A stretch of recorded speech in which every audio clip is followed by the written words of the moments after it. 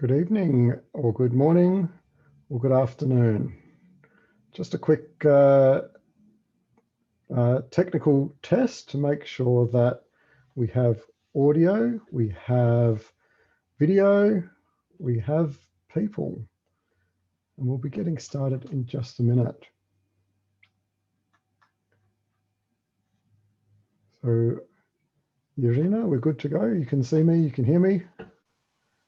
Yes, hello David, I can see you and Great. hear you very well. Thank you. Let's just also double check some of these other bits and pieces. So we've got a recording going, so we can share that with people later on if they've missed it. Lisa, thank you very much, and Dominique for confirming that you can hear me. We just make sure that I'm just going to set the chat so that people can chat publicly with one another. We can see the public chat and we can see the participants. Okay, I think we're pretty good to go.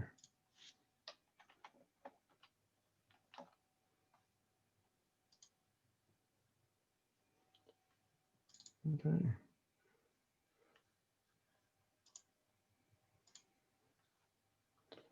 Oh, good afternoon, Terry.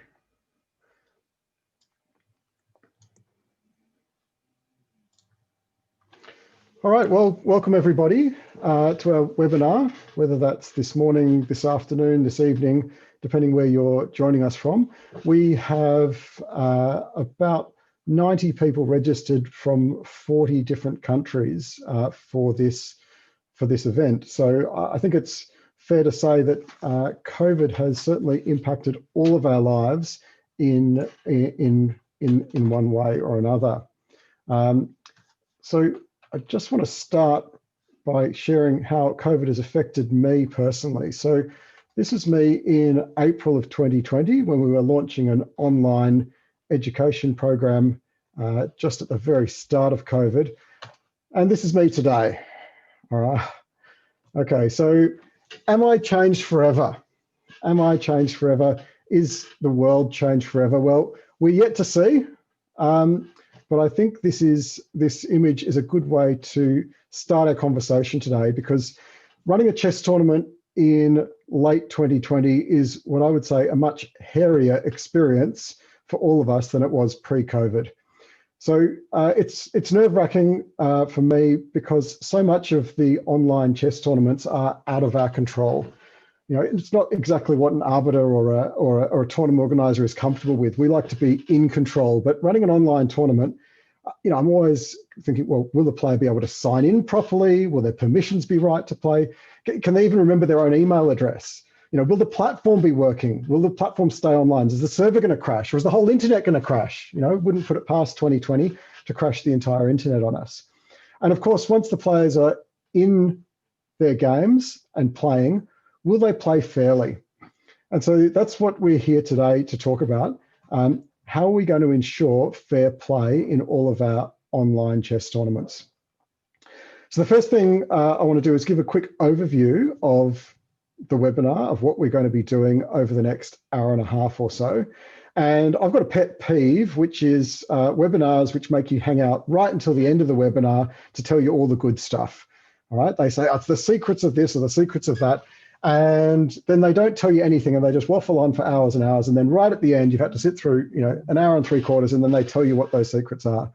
So before we start, I'm just going to give you the really kind of the summary, the entire webinar on a single slide. So we'll come back to this slide here because I got them out of order.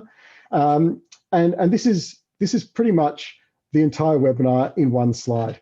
So to ensure fair play in online chess tournaments, you need three things. You need an environment that supports fair play. You need some supervision of the games that are in progress, and you need verification that the games were played fairly. All right, those are the three things. So that's it. Seminar's over. You can leave if you want to. Thank you very much for coming. But if you want to stick around, and we'll go into this a little bit more, we're going to try and unpack the behavioral psychology around cheating in chess. So why it happens, what our goals should be in online tournaments, and how we as arbiters and organisers can change our thinking about cheating, about cheaters, and about the consequences of cheating. I'm going to then throw you over to International Arbiter Adam Rowe from England, who's going to discuss the online chess tournament environment and how that environment impacts fair play. And then I'll introduce you after Adam to Yevgenia Prokopova, who in the Czech Republic, and she's going to be sharing some of her experiences about supervision of players during some of the online events that she has been involved with. Right towards the end, I'll take the spotlight back and try and walk you through a few of the options that are available to us for the verification process, that final step, something that can give us, hopefully some practical insights into, into like how to read some of these reports and interpret some of the data. And then at the end of all that, we're going to throw the floor open to questions, and let's see how many questions we can get through before the session is finished. This doesn't have to be overly formal. I'm fairly unprepared on this, and I think everybody else is too. So let's just kind of throw it out there, and feel free, if you've got questions, type them in the chat, and whoever's not actually speaking at the time will try and field those questions, review those, and feed them through to the presenters as we go. But there'll certainly be some question time at the end. All right, so let's get past me and just introduce myself before I kind of give you the sort of the psychology of chess. So I was the Australian Junior Chess Champion in 1996. I started shortly after that a scholastic chess coaching business in Melbourne, in Australia, where I'm based, and that was called Chess Kids. We built Chess Kids up to about 5,000 students per semester, with over 100 chess coaches working in about 600 schools. In 2002, I started up an inter-school series of chess competitions for school-aged children, with like a progression from local events to state events and then national events. And we were attracting nearly 10,000 entries each year for that series of events. I owned and ran a retail shop, from a chess shop from 1999 through to today, which is today e-commerce only, obviously. So I've had some involvement in chess in the retail space. And in 2008, I started building a platform which we now call Tornello, which was a web-based platform to manage the full life cycle of a chess event. So collecting registrations, running the event, publishing results and profiles and ratings at the end of that all. In March of this year, 2020, COVID hit the world, and over-the-board chess was forced online. We had no choice. And looking at the options that were available to us to continue running some of those chess tournaments and the coaching programs and everything that I had going on, we decided to build our own online game server into Tornello, all right, to help facilitate the organization of arbiter-led scheduled chess tournaments. All right, there are fantastic on-demand chess platforms out there, but to us, the fundamental structure of those platforms wasn't going to let me create the sort of quality of experience that the players would get from an over-the-board event. So we set out to recreate as best as we could the over-the-board experience. So sort of giving the over-the-board experience on one side, but with the convenience of online play on the other. And so that's what we've been doing with Tornello for the last 6 months. And actually, this is actually the first moment that I can publicly announce that Tornello has been selected by FIDE as the hosting platform for the World Youth and Cadets Championships, which is starting in November, and also the online Olympiad for players with a disability. And I think they've selected us in no small part thanks to the European Chess Union's decision to allow us to host the European Youth Championships about a month ago, and we had some success with that. So I'll take more questions about Tonello if people are interested later on, if we've got some time for that. So my first question for everybody, and feel free to write the answer in the chat. You can type A, B, C, or D. What is the first rule of chess? Right, what's the first rule of chess? So like, usually the rules are in order of importance, most to least. So what is the most important? What's the number one first rule of chess? And we know we've got a lot of arbiters here, so we'll be testing your knowledge of the laws of chess as well. But feel free to throw something in the chat and let us know. What do you think is the first rule of chess? Oh, we're not getting too many answers. That's all right. Okay, you try your best to win the game. That's a good scholastic one. Shake hands with your opponent. That was an old-fashioned rule, isn't it? That's a bit like you didn't have to worry about whether black or white moved first back in the olden days. All right, so we've got a few answers coming in. That's excellent. This is what I want to see. People saying all different things. It's not entirely clear, but the very first rule of chess from the FIDE laws of chess, rule 1.1, the game of chess is played between two opponents. So well done for all of those chief arbiters who know the FIDE rules of chess and know even rule number 1, because it's an interesting one. So the game of chess is played between two opponents is, I guess, really what makes unfair play and cheating in chess so emotionally difficult for us as arbiters. It's not until rule 11.3 that they say that players are forbidden to use notes, sources of information, or advice. So, in some ways you could say, oh, well, it's not till rule 11 that cheating's a problem, but actually it's a fundamental breach of the very first law of chess, because it's no longer a game between two opponents. All of a sudden, somebody's got something else that's helping them. And there are lots of different ways that you can cheat in chess. We love that. We love that book. I can't remember who wrote it, but kicking your opponent under the table and positioning the sun in their eyes and all those sorts of things. But we're not going to cover that today. This is really, we're just talking about that one big elephant that's not really in the room. It is the use of computers to assist players while they're playing their games. And I think the first question that I would like to sort of talk through is talk through about us. First thing to think about is us. We are tournament organizers, we are arbiters, and what we do has significant impact, and how we think has significant impact on the environment and the community and everything that we're doing. So I really want to try and, I guess, get people to think a little bit differently about about cheating in chess, and start using different language. Okay, so John Stuart Mill says language is the light of the mind. All right, now that sort of says that whatever words you use, that lights up different parts of your mind, different parts of your brain, and it will encourage the other people that you're communicating with to think in a certain way. And what I'd like to try and move towards, and I think we're starting to see this, when COVID first came along and people first kind of realizing the dangers and the sort of the challenge of online cheating, there was a lot of what I call bad language. It's negatively charged, negative emotion language. All right, so they're saying it's cheating. I don't want to use the word cheating anymore. I want to talk about fair play. I don't want to talk about people, using computers. I want to talk about them getting unfair assistance.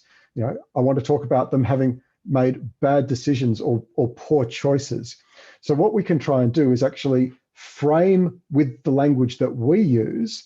We can frame an environment where people are feeling better about themselves, better about the environment, and in the medium term and the long term, this is going to do a lot to change the way that people behave. All right, it's about teachable moments. It's not about catching somebody.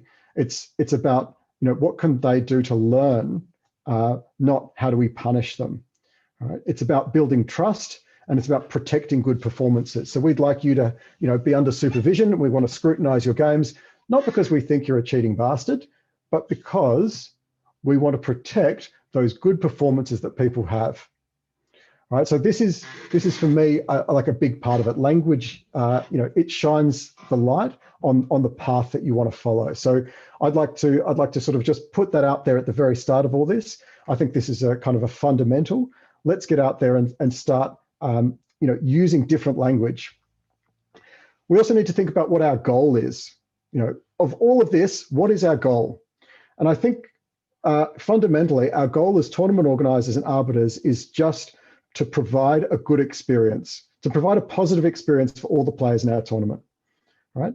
If everybody has a really negative experience, they're not going to come back again.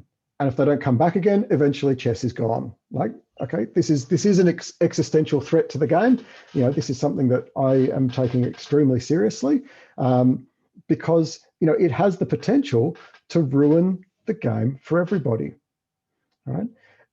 Pre-COVID, over the board chess, people trusted one another, right?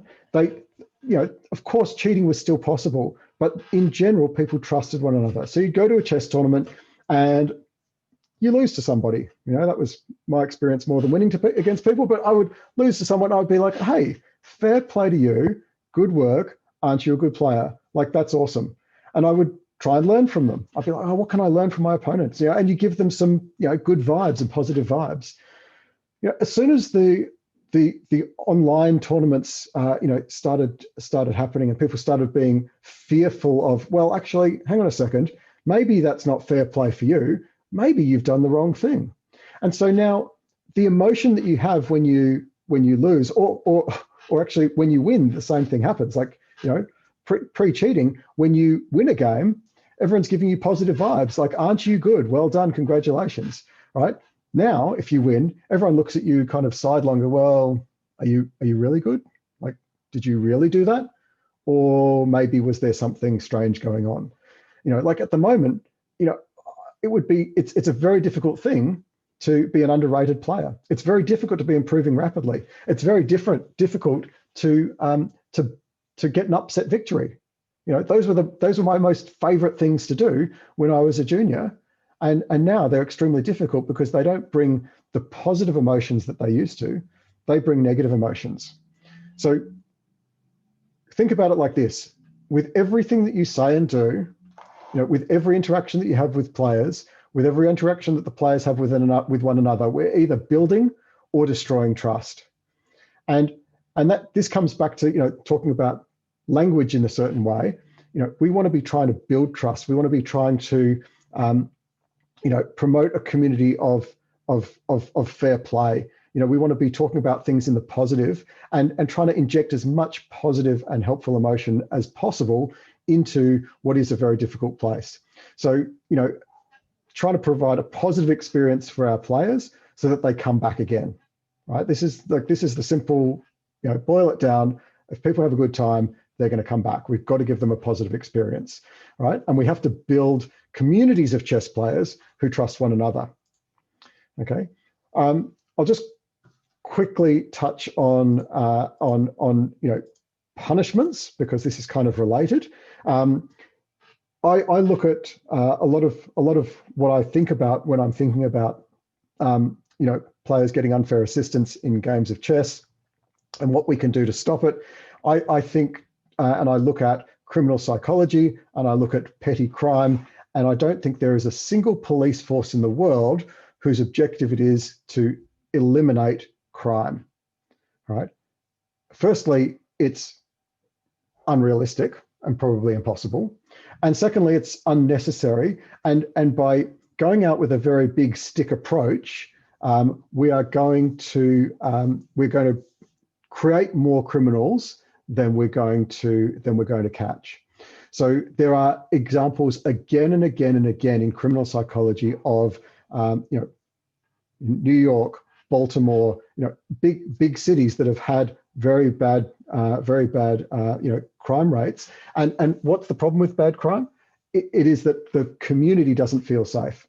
So they solved a lot of the crimes not by punishing people more severely and introducing the death penalty for every person who, who graffitis on a wall somewhere. All right, so just some key things from the National Institute of Justice, which is United States-based, criminal justice center, which talks about the research showing that a more effective deterrent to really, strong punishments is just people being aware that there is a chance of being caught. And the sort of the more they think they're going to be caught, or the more they think the chance of being caught is, that's a much bigger deterrent than what the actual punishment is. All right. So to everybody in the chess community who has been saying, if you cheat in chess, even for one move, one time, once in your life, you're banned forever, and we delete your feed AID and, paint all your chess pieces the same color so you can't tell what they are or something. Let's not do that. Those sorts of punishments, those sorts of approaches to this, I think, going to cause more problems than they're going to solve. Right? Sending an individual who's convicted of a crime to prison is not an effective way to deter crime. Right? These are principles that the National Institute of Justice has. Right? This is exactly the same thing in what we're doing, right? Which is trying to build communities of players who trust one another. If somebody does do the wrong thing, let's re-educate them. Let's put them on a path, which starts with forgiveness and starts with trust, because we have to role model what it is that we want to see our players doing. All right. So let's not use the big stick. Deterring crime by increasing the perception that criminals will be caught and punished. So this comes back to our conversations around fair play before and during the event. And I know a lot of arbiters and tournament organizers feel a little bit hesitant, a little bit nervous to actually talk about cheating, right? Because the language, when you talk about it as cheating and you talk about it as, we're gonna supervise all your games, we're gonna make sure that you're not cheating, there's a lot of negative emotion in it. And the people who are saying these things feel that negative emotion. And when they feel that, they kind of recognize instinctively that, well, hang on, this might not be doing what we want it to do. If you're out there talking to a bunch of kids, don't use computers to cheat in your games, maybe some of them have never thought about doing that before. And if they haven't thought about it, have you just given them the idea? They're like, oh, wow, we could use a computer and beat everybody. Awesome, I'm going to do that. Right? And of course, we don't want to do that. So,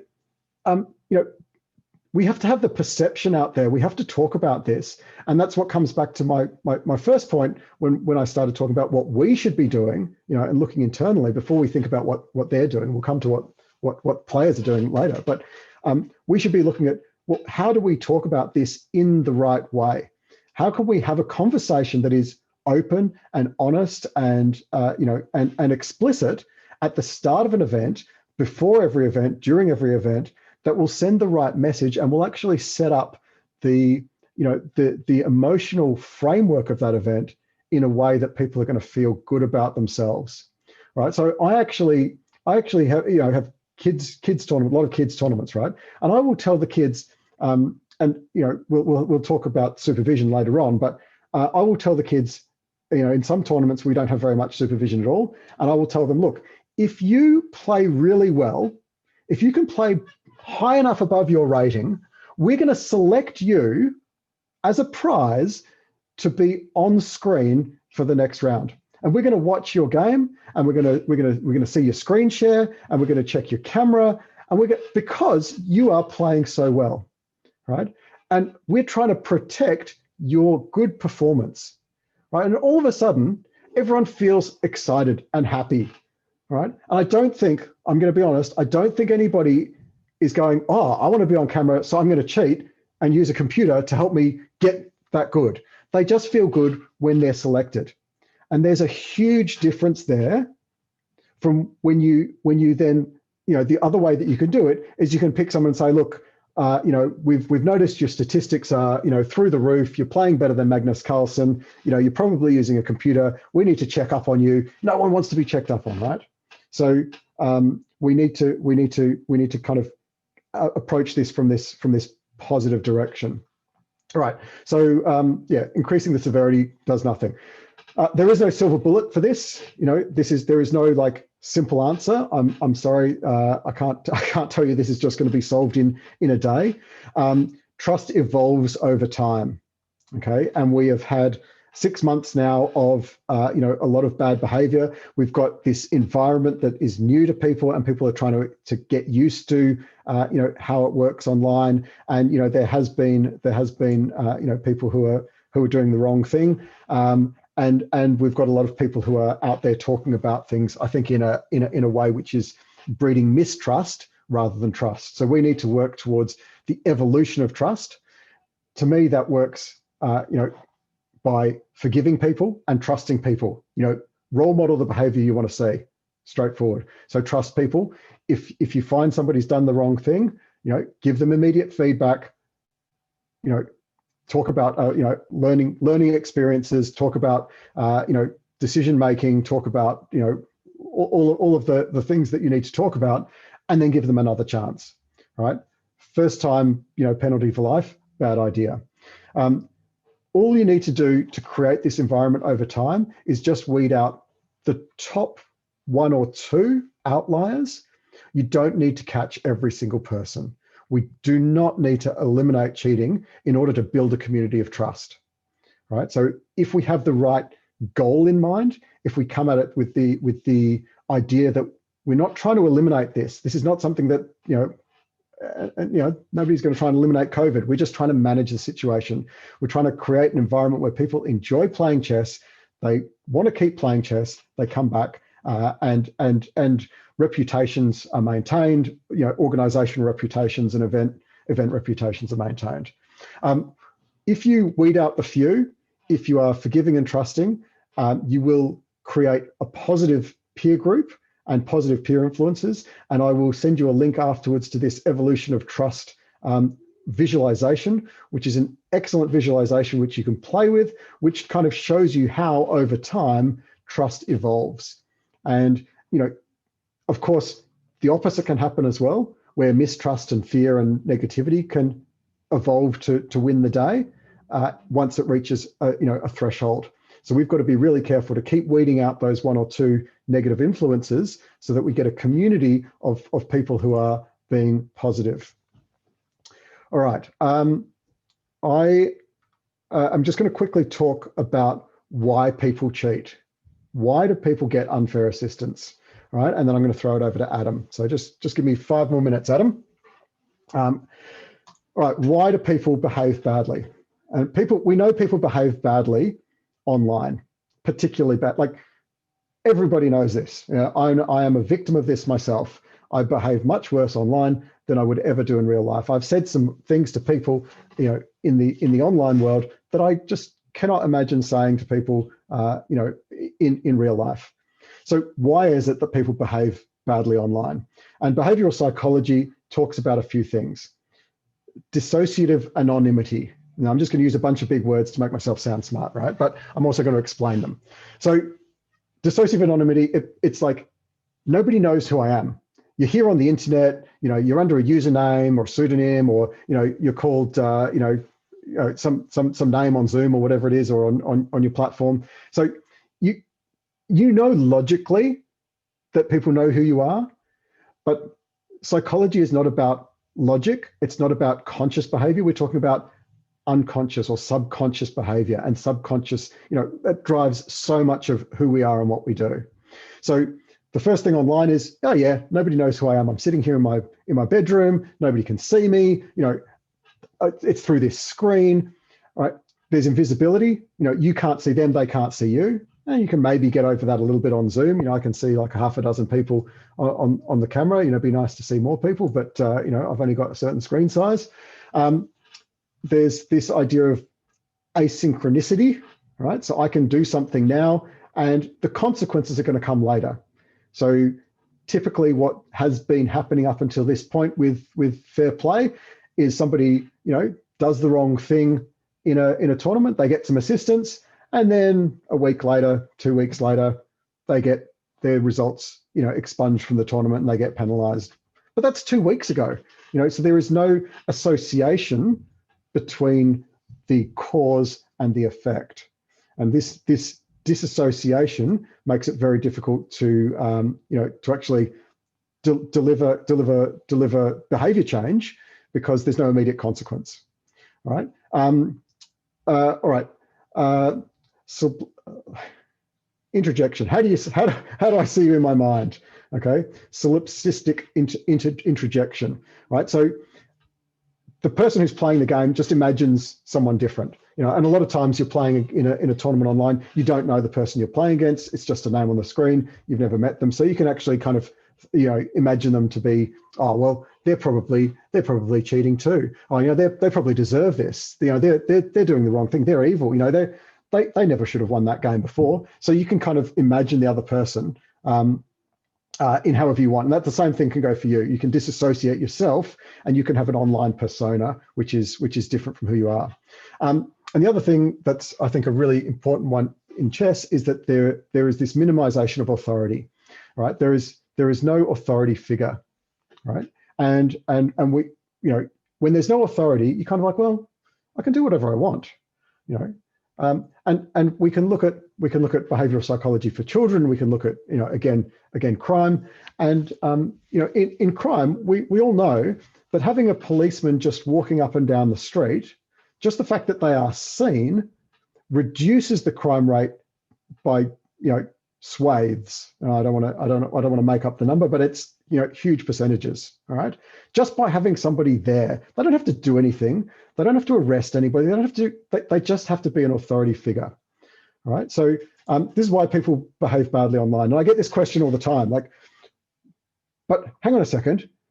You're telling me that my son or daughter cheated. Why would they do that? They're the top seed. They didn't have to get assistance to beat that person. So what's the motivation? What is their motive? Right? And in a lot of crime, you need a motive, right? If you're going to be investigating somebody for murder, or you're probably looking for a motive. In this situation here, with people getting unfair assistance in online chess, I don't think you need a motive. Right. And this is something which is a bit of a wake-up call to, it's a kind of a bit of a shock to people. Like, what do you mean you don't need a motive? Everyone needs a motive to do something. It's not about needing a motive. It's about what we call psychosocial immaturity, right? It's the path of least resistance. It's the impulse control issues that people have, right? Which means that people will cheat, and so I'm talking, in 99% of chess, which is, junior chess, club chess, sub, IM level performances, low stakes events. In this category of chess, I am guessing that 80 and 90% of it and more is what I call I call it opportunistic cheating.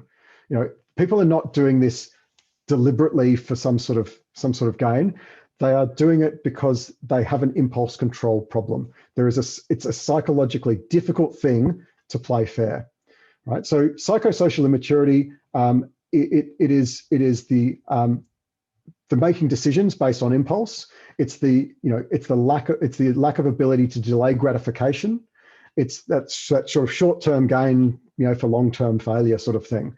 It's the inability to anticipate consequences, and its susceptibility to peer group pressure. And you can probably just read those things and go, hang on, are you talking about teenagers here?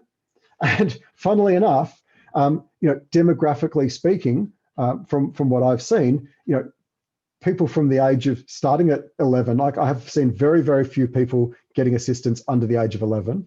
And then gradually more and more people, over the age of 11 are getting assistance. And then, as they go through their teenage and into their 20s and late 20s, the rate of assistance will start to decline as people become more like psychosocially mature. All right. Now, it's harder for everybody to do the right thing, to actually, make the decision to play fair when it's emotional. And chess is an extremely emotional situation. All right. I don't know if there's anyone here who's never played a game of chess, or felt that raw, anger and power of emotion, whether that's winning or losing the game. So you are hyped up on emotion. It's going to make it much more difficult for you to actually make good decisions.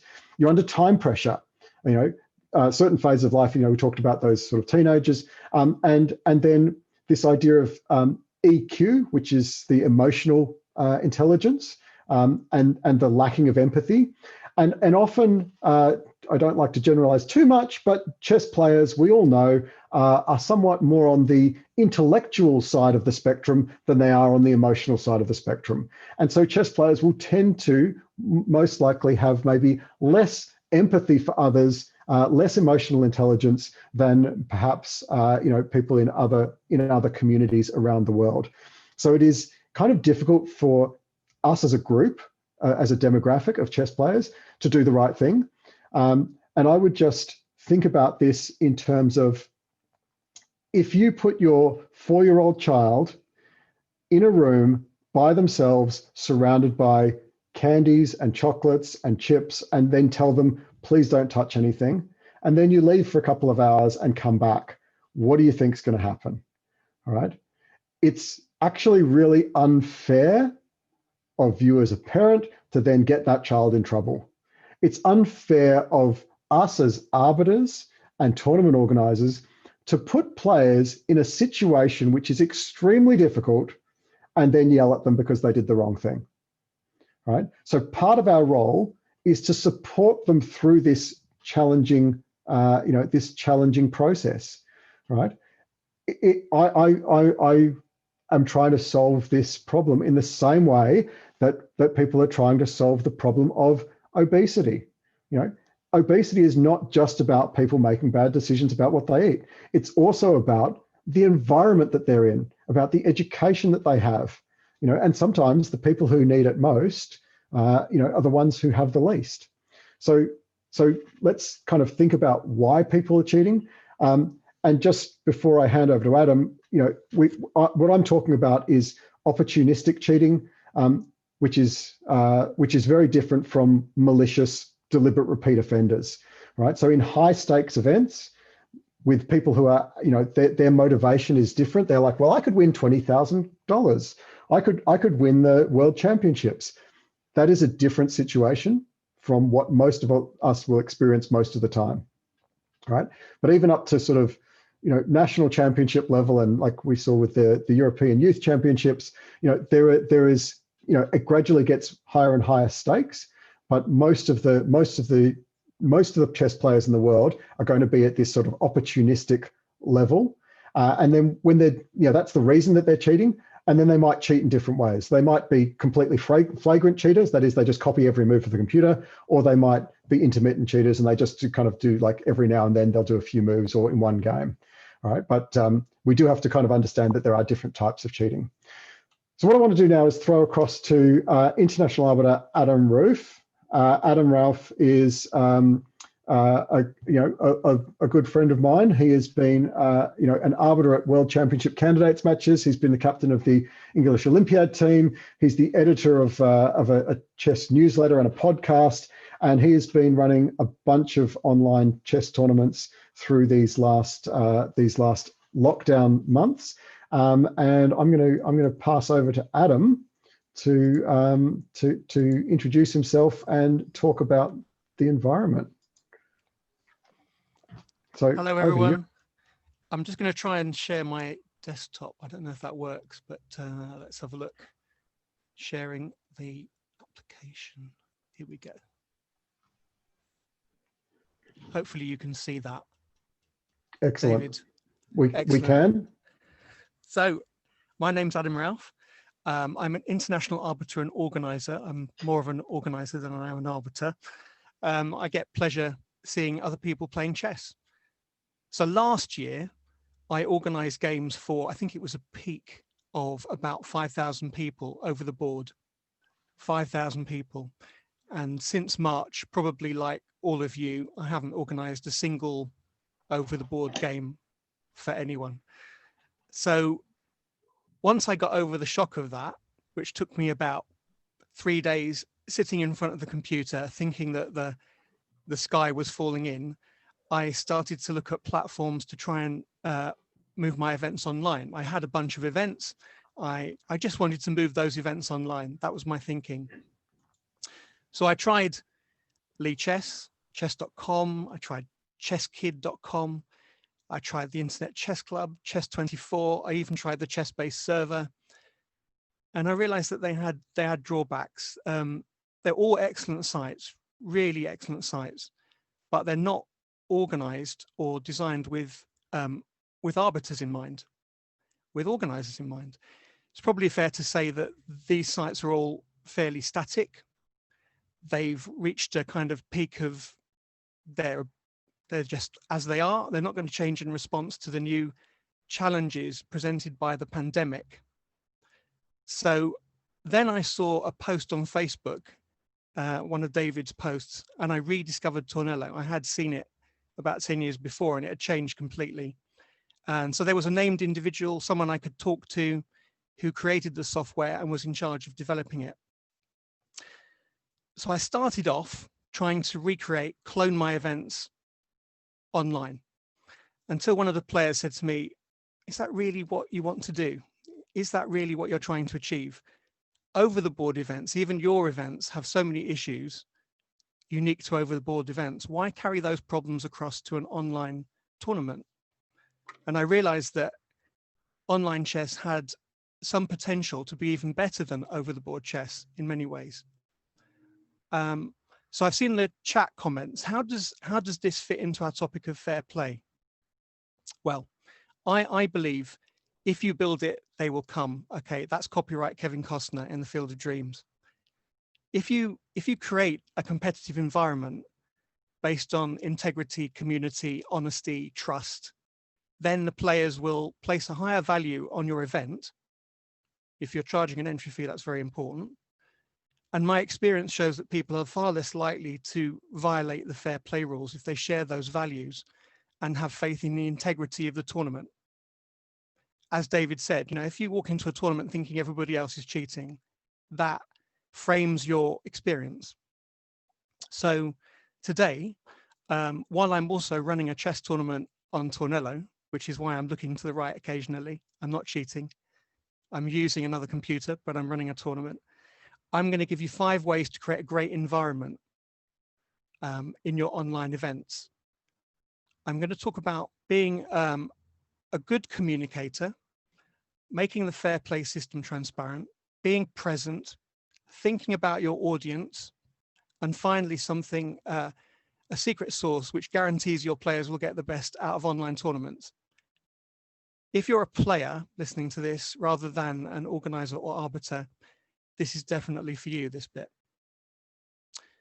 If you've got any questions, drop them into Zoom and I'll try and give you an honest answer in the question and answer chat at the end. So, number 1, even before the event starts, you have to be a good communicator. Over the board events, maybe just in England, tell me if I'm wrong, but over the board events are often very poor at this. So you can give your organizers your entry fee, you've given them your money, and sometimes you don't get even an email or a receipt for that money. It's kind of you sent the money into the ether and it disappears. You can't find a list of players who are taking part, even your own name, just to reassure you that you have entered. You can't find anything on the tournament web pages. There's no communication from the organizers until you actually arrive in the tournament hall and you're sitting down opposite your opponent ready to play your game. And then there's a half-hour speech before every round when you just want to play chess. So don't leave it till the start of the event to communicate with your players. Set the tone early, hopefully friendly and open, and inform your players clearly about what you expect from them. Set the tone. Don't leave it till the start of the first round. Some of you are very good organizers, arbiters, but also journalists. So I know Tim's on the chat, Tim Wall. And if you're used to writing for an audience, that helps. But you can learn. It's straightforward. My advice is to use introductory emails to create a kind of onboarding process. this is the sort of thing, when I started working for Middlesex University, they had an onboarding process to introduce you to your colleagues, your immediate team, to the working environment, to the kind of training that you could get on the software that you were expected to use. So the equivalent here is, what do I do with Tornello? You know, do I play the games on Lee Chess? I get that a lot. And it said, no, Tornello is where you play everything. How do I use Zoom? So I want you to use three emails. First of all, when they enter your event, you welcome them. So you say, here are the details you have entered, just to confirm with them they're accurate. Soon after that, you have to send them information. And I like to think of this as a kind of frequently asked questions email. Tell them about how you're going to run the event on Tornello, for instance, how they can get the best out of Zoom. So Zoom is a new experience for a lot of people. Maybe give them a link to a video. And I would like to hear from you, if you put in the chat, if you've got other ideas of things you can send to people, let me know. My top tip to everybody is offer them a free practice event. I found, especially with Tornello, because I'm running so many events, it was quite easy to offer them a free practice event, but it gave them a chance before the actual main event, before they're actually sitting down playing for you know, a real tournament. They can just practice using Tornello and Zoom with no pressure, and you can set the tone for the event, and you can talk to them. You can show them how to use the chat, for instance, all of those things that they might be worried about, and they're just anticipating the problems.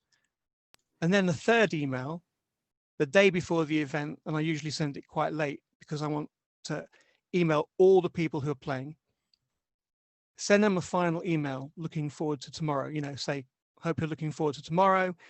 Here are any more detailed instructions we've got, how to ask for a buy, you know, things like that. Yeah, it's quite straightforward. Communication, use communication wisely.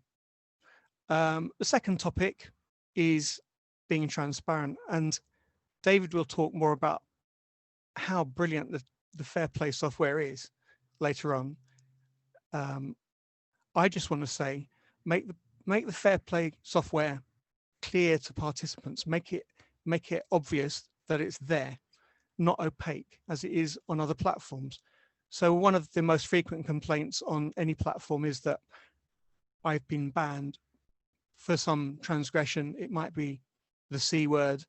It could be I abused my opponent in the chat, that kind of thing. But it's opaque. People don't really know why they've been banned. Make it obvious that the software is there, but gently make players aware that the fair play system is working in the background to protect them. So it's not about the fair play. It's not about the software monitoring their games, you know, like Big Brother in the background. You have to make people aware, not paranoid. So use your language carefully. So Tornello delivers the information about the games to your arbiters in real time is much better than saying we're watching you at every stage of the game. Send them a link to the excellent Tornello blog. I recommend that because it's got some really good articles which they can dig into. They can delve deep into the whole subject of anti-cheating software in detail and at their leisure. It's weird, over the board, people play over the board chess. If they have concerns, they go to the Arbiter, and Jarina will talk about how that works in face-to-face events. But the same thing is true online. You just need to be able to show the players how they can use the software to communicate with the Arbiter if they have worries. For instance, if a player thinks their opponent has disappeared from the board, the camera in this case, or is looking down and he's worried that they're using some analysis software on their phone, they can report that in confidence to the Arbiter using the software that's available. And even with the software on Tornello, they can do that directly. They can use the chat on Zoom, and then you can quickly allay their concerns, even if it's only telling them, yes, I'm watching this game. The other thing you can do is you can ask players for feedback. So, you know, part of communication is it also continues after the event. I have a feedback form which people fill in enthusiastically, I make sure it's obvious, and it makes players feel that they're part of the solution rather than being the problem. That's very important. They feel that if they have concerns, they can raise them in private, and they know that I'll deal with them. So ask for feedback, as we will be asking for feedback from you. The next topic is be present. This isn't really about meditation. This is about making it obvious that you have an arbiter present and constantly supervising the event. I mean, this is just like being an invigilator at an exam. If you didn't have an invigilator at an exam, what would happen? Over the board chess, the arbiters often, I've had experience of the arbiter often being absent or being remote physically. They might even be in a separate room or in a different part of the building. Maybe you've had this experience. I've played in tournaments where nobody could find the arbiters when they needed to raise a question because their room was down a corridor and up some stairs, and that's where the arbiters spent most of the tournament. Luckily, this wasn't in the UK, but just the physical layout of a building can cause that to happen. You don't have that problem online. But on Zoom, I mean, we're all on Zoom at the moment, and I'm running a tournament on Zoom on this computer. Is it obvious who the arbiter actually is when you look at the Zoom call?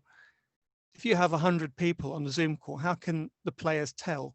Have you introduced yourself? Hi, I'm Adam Ralph, Remember that your players may be using Zoom for the first time.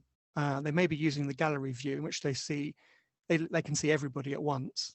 They may not even realize there's a second page of players. There's a speaker view. So when you talk, it comes up with your picture, but they may not have that set. So my top tip is use a profile picture on Zoom with your head and shoulders so that even when you're not on the camera, people see a picture of you looking at them, maybe with your t-shirt with your logo on, something that's consistent. Change your screen name to, in this case, Adam Ralph brackets Arbiter. David might demonstrate that, but make it obvious that you are the arbiter. Players will see your smiling face watching over them like a good shepherd. I noticed that when David does a Zoom call, he always uses his Tornello branded background. My graphics card isn't quite good enough to do that. When I'm running a tournament online, I like to wear my Chess England t-shirt because that's the same as my picture. So when I turn the camera off, it's a consistent view that the players get. And that's quite important. So that will create a very good atmosphere in your event. If players see that you're present, you're the arbiter, you're the authority figure, as David calls us. And to see you on camera, even when you're not on camera, they are reassured. They know they can call you whenever they need help. You haven't just disappeared. How do they contact you? So being present isn't just about being on the camera. You need to be contactable. So I can see from my Zoom chat with my players, I can see that they want to know when the next round is, that they want to reassure me that they're going to the toilet and they're not disappearing to analyze the game somewhere. They want to know how to pay for the tournament, all sorts of things. They can contact me on the Zoom chat. If they want to use the Tornello environment, they can pause the clocks and there is a chat function within Tornello, but that's basically about things to do with the game. So I want to claim a 3-4 repetition or the 50 move rule, but they can do that. The other thing I do, which might be useful for you, is I created a WhatsApp group. And WhatsApp groups come with their own issues. So everybody can see everybody else's details. So not everybody likes to use WhatsApp, but it is quite useful because you can invite people to use the WhatsApp. Say I've created a Tornello help chat group, and you can be alerted to any problems immediately on WhatsApp. The next topic is remember your audience. So as you probably realize, if you spend any time online, the first time you go online on Zoom, you're in front of an audience and it's quite uncomfortable. So these guys, your players are playing chess online in front of an audience for the first time sometimes. They're not used to that. It can make them feel quite uncomfortable. That's why some of us are not on camera at the moment, because you might need to just listen without the trauma of being on camera in front of everybody else. So you need to find ways to reassure your players so they can just go back to focusing on the game and they're not stressed out. They're playing under their real names. You can see their video feed on the screen. That's a great thing. I don't know how we ever did it any other way.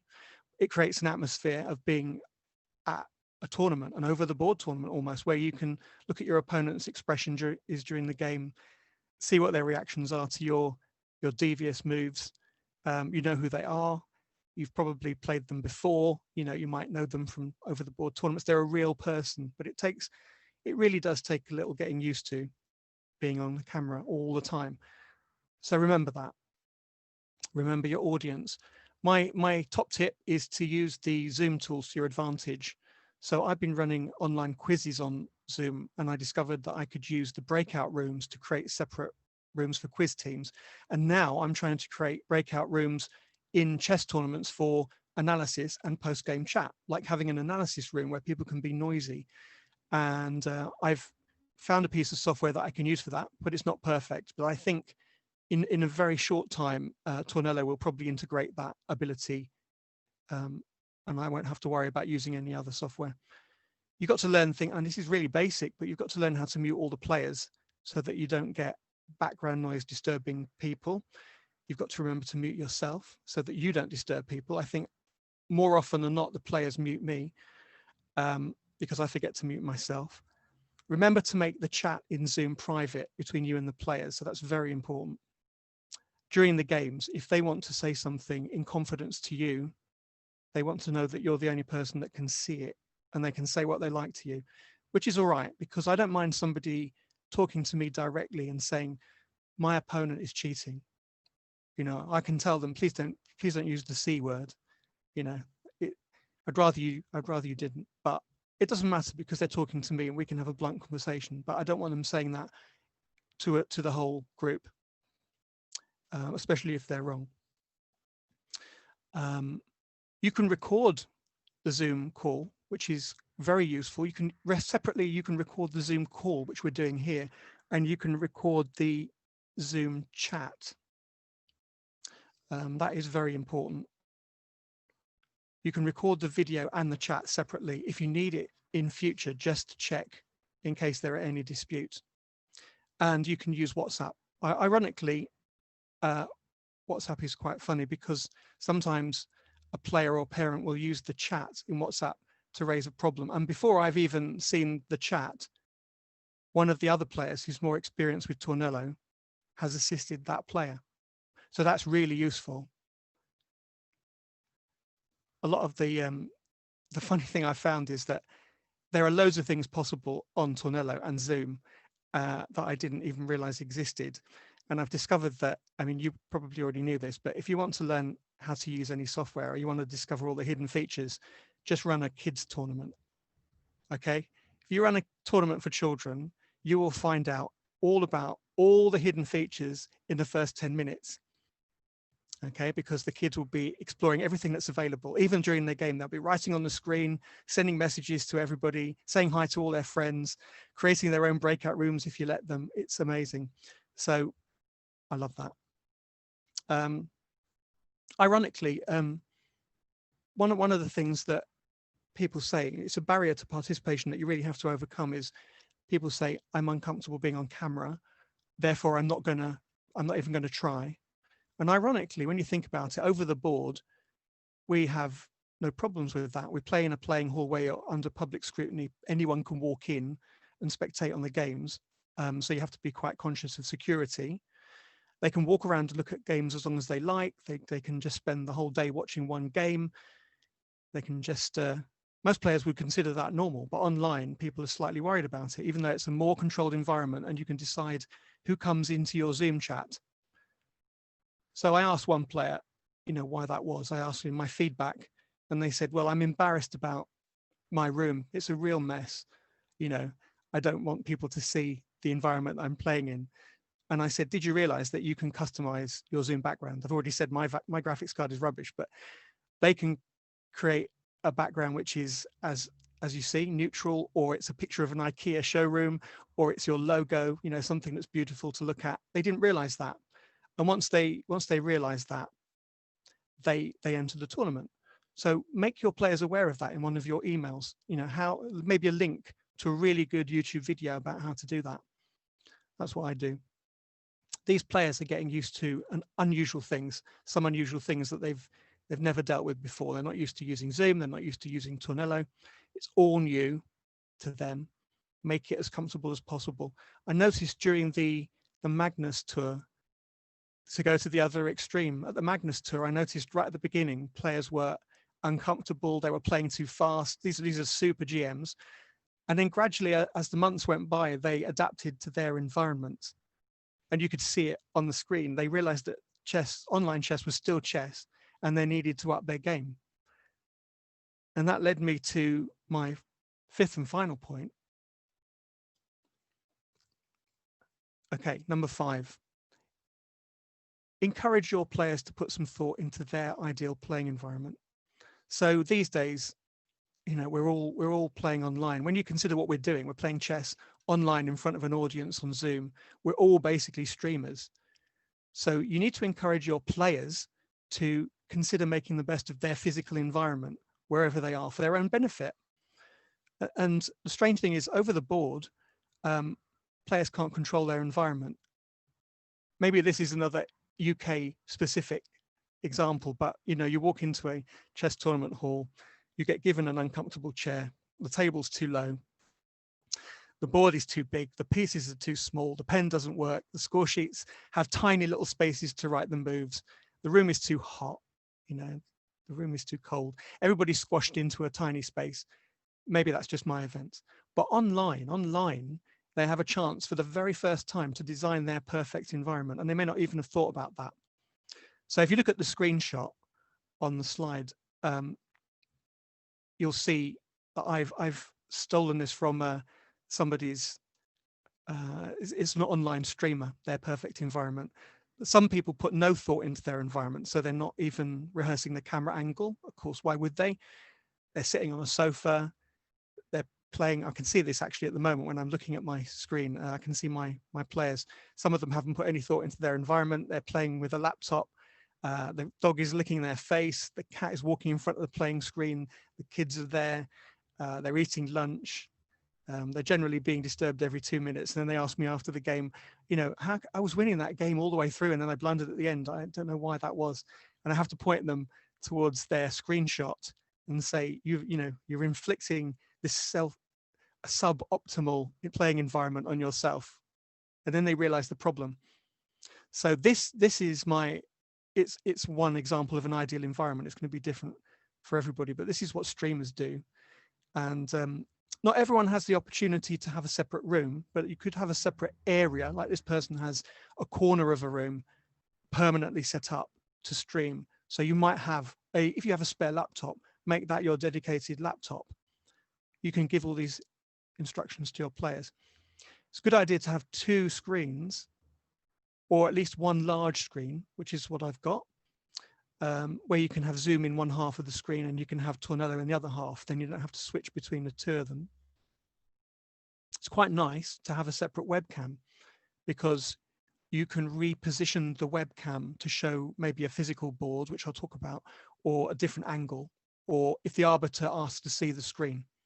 So, you know, a separate camera can be a phone. It can be a £50 Logitech, you know, webcam. It's nice to have a good chair. You can see they've got a nice chair. One that swivels, one that has back support if you're going to spend 2 hours playing chess, and a nice mouse, which is responsive, probably wireless.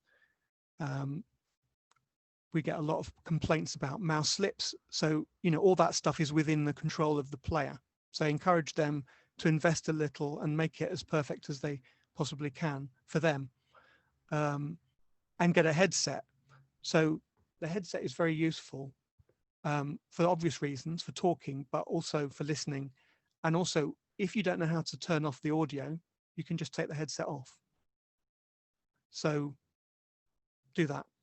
So the other thing is, I get asked a lot, how can I improve my game online? I play too fast. I lose games because I lose concentration. These are adults talking. I lose concentration. And my top tip is that you need to trick your brain into taking the game more seriously. It's really easy to just treat it like blitz, even if it isn't blitz. So in order to do this, some players have told me that they create their own special environment, and you might want to adapt this. So some players use their scorebook to write the games down. Now on Tornello, you don't need to do that. Tornello captures all the moves of all the games in real time, and you can download them all instantly, but they still write the game down. Players find it encourages them to treat it more like a proper over-the-board game. One player, I'm looking at him on the camera right now, he is using a wooden chess set. And some people use an ordinary set. The Arbiter, I can see the set, so I can see the player isn't using the board to analyze. Player makes a move on the screen. As soon as they make it on the screen, he makes the move on the board. They analyze on the board. They move the piece on the board, and then they move the piece on the screen. And we have an arrangement that that's touch move. You know, as soon as you move the piece on the board, it is touch move. This helps them create a more serious atmosphere for their game. And at the beginning of lockdown, I have to say this is the way things have gone. At the beginning of lockdown, players were playing the games too fast. They were making blunders. There were more fair play violations than I could cope with.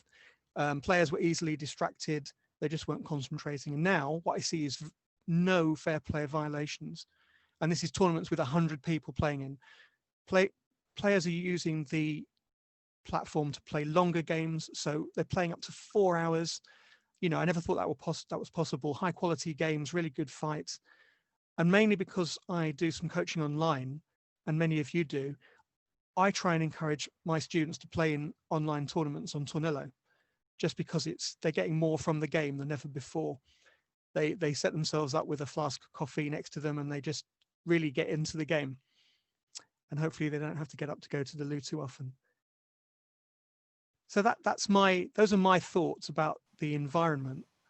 I hope some of these ideas will help you improve your events, and I encourage you to talk to your players regularly, give them all the information they need, think creatively, give me some ideas in the chat or in the question and answer session. Give me some ideas about what you do with your players, because most of these ideas I've only picked up in the last few months, doing things online and getting feedback from players. But just to finish, I had one experience of a player who said, I will never play chess, nothing personal, but I will never play chess online. And then after a few weeks, they changed their mind. They said, I'll give it a go. They're 85 and they hadn't used Tornello and they hadn't used Zoom and they hadn't really done anything online. They came to me and they said secretly, after they played this tournament, they said secretly, this is the best experience I've had online. And it's also the best experience I've had playing chess in a tournament, because I've been able to create my own perfect environment. It's really, when I finish the game, instantly I can go out and have a walk, and I can have lunch. And they were really excited to play the next tournament because of that, which was great, and it was unexpected. So hopefully, if you play in online events, you'll have learned something from this. Give me lots of feedback, and good luck with your. Thanks, Adam. No problem. Adam, Thanks, Adam. there was a question in the chat. Would it be possible to share the measures you outlined over an email as a list after the webinar? Absolutely. Definitely. We'll put That's together. what I'll be doing that today. Is I'll make sure that you have the links, and I'll send you the text as well if you want. Yeah, and Adam, you'll send that all to me. I'll put it all together with some of my notes as well as Eugenia's notes, and we'll put that all out to everybody, so everyone will get a copy of everything that you've said. And we'll also put out a recording of this session as well. So if you want to share that or review this at any point later on, so we'll do it's being recorded as well. Yeah, look, thanks, Adam. The environment, I think, is the first point. I'll just, I was a little bit naive when we first came into online chess tournaments in April of 2020. I thought, well, I thought about this whole. Sorry, put me back on camera. There we go. So I thought about this problem. I was like, well, there's no reason for people to cheat. If we can use people's real names instead of usernames, if we can do a few simple things, then boom, we've solved this problem. It's going to be easy. So a chess coach in New Zealand, a chess coach in Adelaide, another city in Australia, and I had this kind of idea. We wanted to run an international sort of challenge match for kids. And we just threw it up on Tornello. We charged a small entry fee, and we just put it out there and said, represent your city, play this international challenge match. We called it the Junior Online Oceania Chess Challenge, and the Juice League. And I was really 100% convinced that we weren't going to get anybody cheating. And about 3 weeks in, I've just started to get this flood of like emails and questions, and like, I think somebody's got a bit of help in this game, and it really showed me very clearly that just having an environment where you had a sort of the environment set up in a way that that would encourage people not to do the wrong thing was not enough. Right. And I unfortunately learned that the hard way. We ended up with 300 players in that tournament. We kind of got overwhelmed. It was the start of COVID, and everyone was doing online stuff, and it was 300 players in this tournament. In the end, we ended up disqualifying about 10 of them, which was a bit disappointing. And there were probably a couple of others that were in the suspicious category, who we managed to stop after sort of 5 games when we kind of realized. And so, we let them play out the rest of the tournament. But yeah, the environment is critically important. Without the environment, everything else won't work, but the environment on its own isn't enough. And those key things, I guess, to come back to from what Adam had to say about the environment is, a visible authority figure, somebody who they can see is supervising, is proctoring. It gives them confidence, and it gives them trust in the system, in the event. So if you've got a visible authority figure, that's key. And simple little things like on Tornello, there's a call Arbiter button. So they know they can call for help anytime they need it. There people are using their real names. All of those things are important. I think, the environment also means getting repeat interactions as well, and getting people to play against each other again and again, because the more times you play against someone, the more, empathy you build for them, the more likely you are to do the right thing. So environment is critical. I think without it, you're doomed for failure. But relying on that only, I learnt my lesson, was not enough. And so now to talk about the sort of the next phase of sort of ensuring fair play online, I would like to introduce International Arbiter Yevgenia Prokopova. She is the first female FIDE arbiter in the Czech Republic. She's the youngest Category A international arbiter in the world. She's on a bunch of different councils and commissions. She lives for chess. She's in all of the arbiters commissions. She knows what she's talking about, and she's had some very good experience over the last 2 Olympiads and the online Olympiad as well. So I'm pleased to introduce Yevgenia for the next session. So over to you.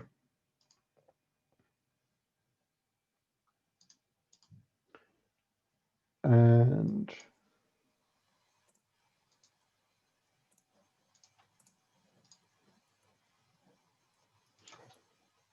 Okay, thank you, David, very much for the introduction. Can you hear me? I can hear you. Yes, okay, great. So I prepared a short presentation for you about supervision, which is in David's view the second step of ensuring a fair play during online chess tournaments, which is why we are here today. And what it really means is what is the role of the arbiter in all this. And there is a question, what is the real role of the arbiter? And it depends a lot on the type of the event you are in. It may mean that you are some kind of organizer. It can mean somebody views it as you being a judge or something like that. In any case, you are supervising something, so you are the supervisor. or in some other events, as my friend likes to say, you are more butler than anything else. But in this theory, we would act as something as policemen, and in this analogy David likes to make is we are not trying to eliminate all the cheating in the same way policemen are not trying to eliminate all the speeding by checking on people. So with this in mind, let's see what arbiters can do. So first of all, I would like to say a few things about what's the difference between over-the-board chess and tournaments and online chess, and what duties are different for arbiters there. Well, over the board and online, you can be called arbiter in both cases, but the skill set you need is just very different, because what is expected of you is also very, very different.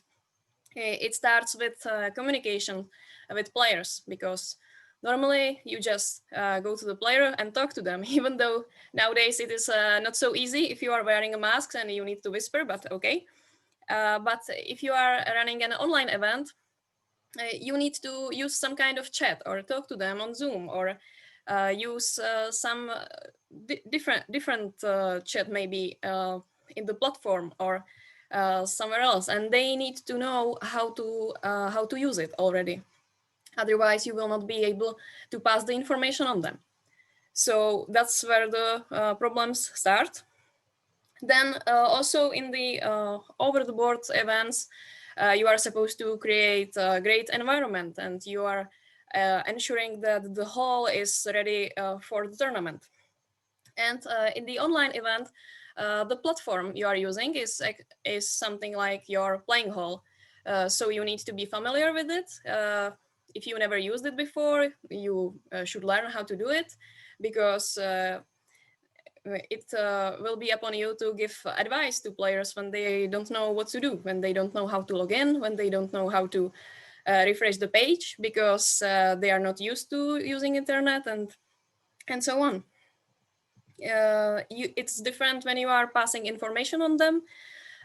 In over the board, you just take the microphone at the beginning of the round and you make some announcement. Yes, maybe not everybody is always listening, but there is that option, or you can post it on some board, and people can read it during their game. But if you are running online event, of course you have your players on Zoom or some different tool you are using, and there is only a small window where you are allowed to speak to them, because otherwise you would be disturbing them during the game. So you need to be aware of that, and then you are again left with the chat, which they probably will not check during the game. So you have to keep that in mind in advance. There is a lot of talk about how online chess is limited, and how it's not the same as over the board event, and how it is not real chess or something like that. But for one, the online chess is not new. It didn't start this year. Online chess has been here for many years now, and it already has rules, and it already has people who are enthusiastic about it. And now, since more people are playing it, we are trying to come up with some new rules and with some new ideas how it's supposed to look like. And some people would like it to stay the same way as it was before, because it is something different. It is a different sport to play online. And some other platforms are trying to make it as similar to over-the-board chess as possible. And you may be in favor of that, or you may not, but based on that, you can choose your platform. But what I would like to say is that online chess has many advantages. Like, for example, if you are supervising a game in over-the-board tournament, what you have to do is watch the game in progress, right? That is what laws of chess are telling you, especially if players are in a time pressure. And what is the most most frequent question at all Arbiter seminars? What happens when there is a touch piece and one player is saying, no, I didn't touch it, and the other one is saying, yes, you did. And then it is up to you to make a decision. And we, everybody who is an arbiter have been there. We know how this goes, but you don't have to worry about this at the online chess. It is usually possible to click on any piece you want, and then you can change it later. I'm sure if we wanted to increase the over-the-board experience, that David or somebody else would be able to introduce a feature where when you click on a piece, you can't move with any other, but for the time being, you can click anywhere you want, and only after you make a move, it is done. So you eliminate this in online chess, and also in most platforms, it is not possible to make any illegal move at all. So you don't have to worry about that. You don't have to worry about people throwing pieces at each other and getting into fights. You don't have to calm them down in the same way. It is very different. And when they need your help, they can contact you via Zoom chat or at some other platforms. Just use some call Arbiter button or something like that. And they don't have to learn how to stop the clock because there is always different clock at every tournament. They are not used to it. They are in a new country. They are not using these clocks. So it has its advantages, and not only for arbiters, but for players too. As Adam said, you can create your own playing hall. You can put there anything you want, and so on. And for arbiters, you don't have to learn you don't have to practice how to handle clocks. Your responsibilities about pairings are very different, and so on. And there is also the anti-cheating part, of course, and some rules of platforms. So setting the rules all together. You have laws of chess, which are all you have and at over the board event. But if you go online, then your platform has some kind of policy. So some rules are already regulated by the platform and automated by the platform. So maybe you don't have to make a claim when there is a threefold repetition. Maybe the game finishes when there is a dead position, or maybe it doesn't. Depends on your platform. And the most important thing is that you have to be familiar with your state, with your options for your event, and you have to inform the players, because when these things can be different, then they need to have clear informations.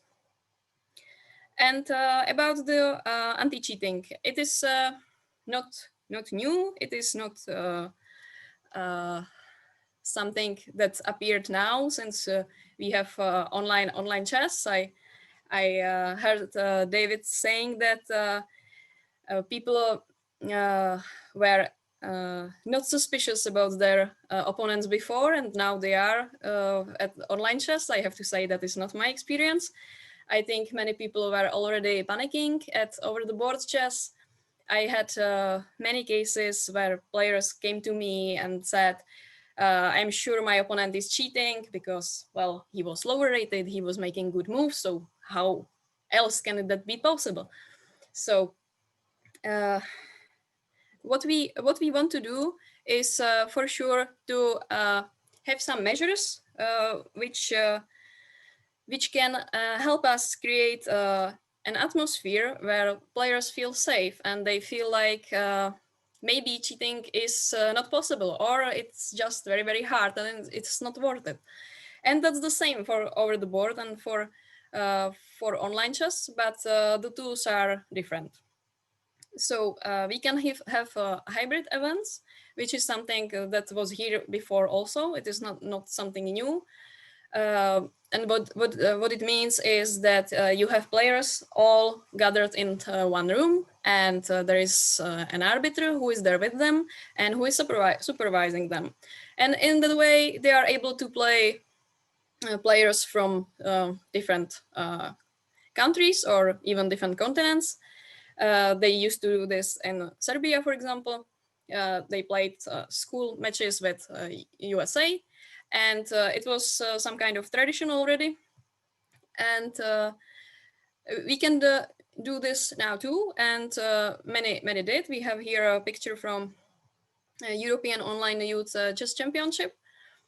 This was one of the biggest projects in this type so far, and it is, I think, very good. There are some concerns that in this case you are using local arbiters, so they are from the same country, they can be biased, and some people have concerns about this. I would like to think that arbiters are never biased, and it doesn't matter from which country are they, but it is better to prevent some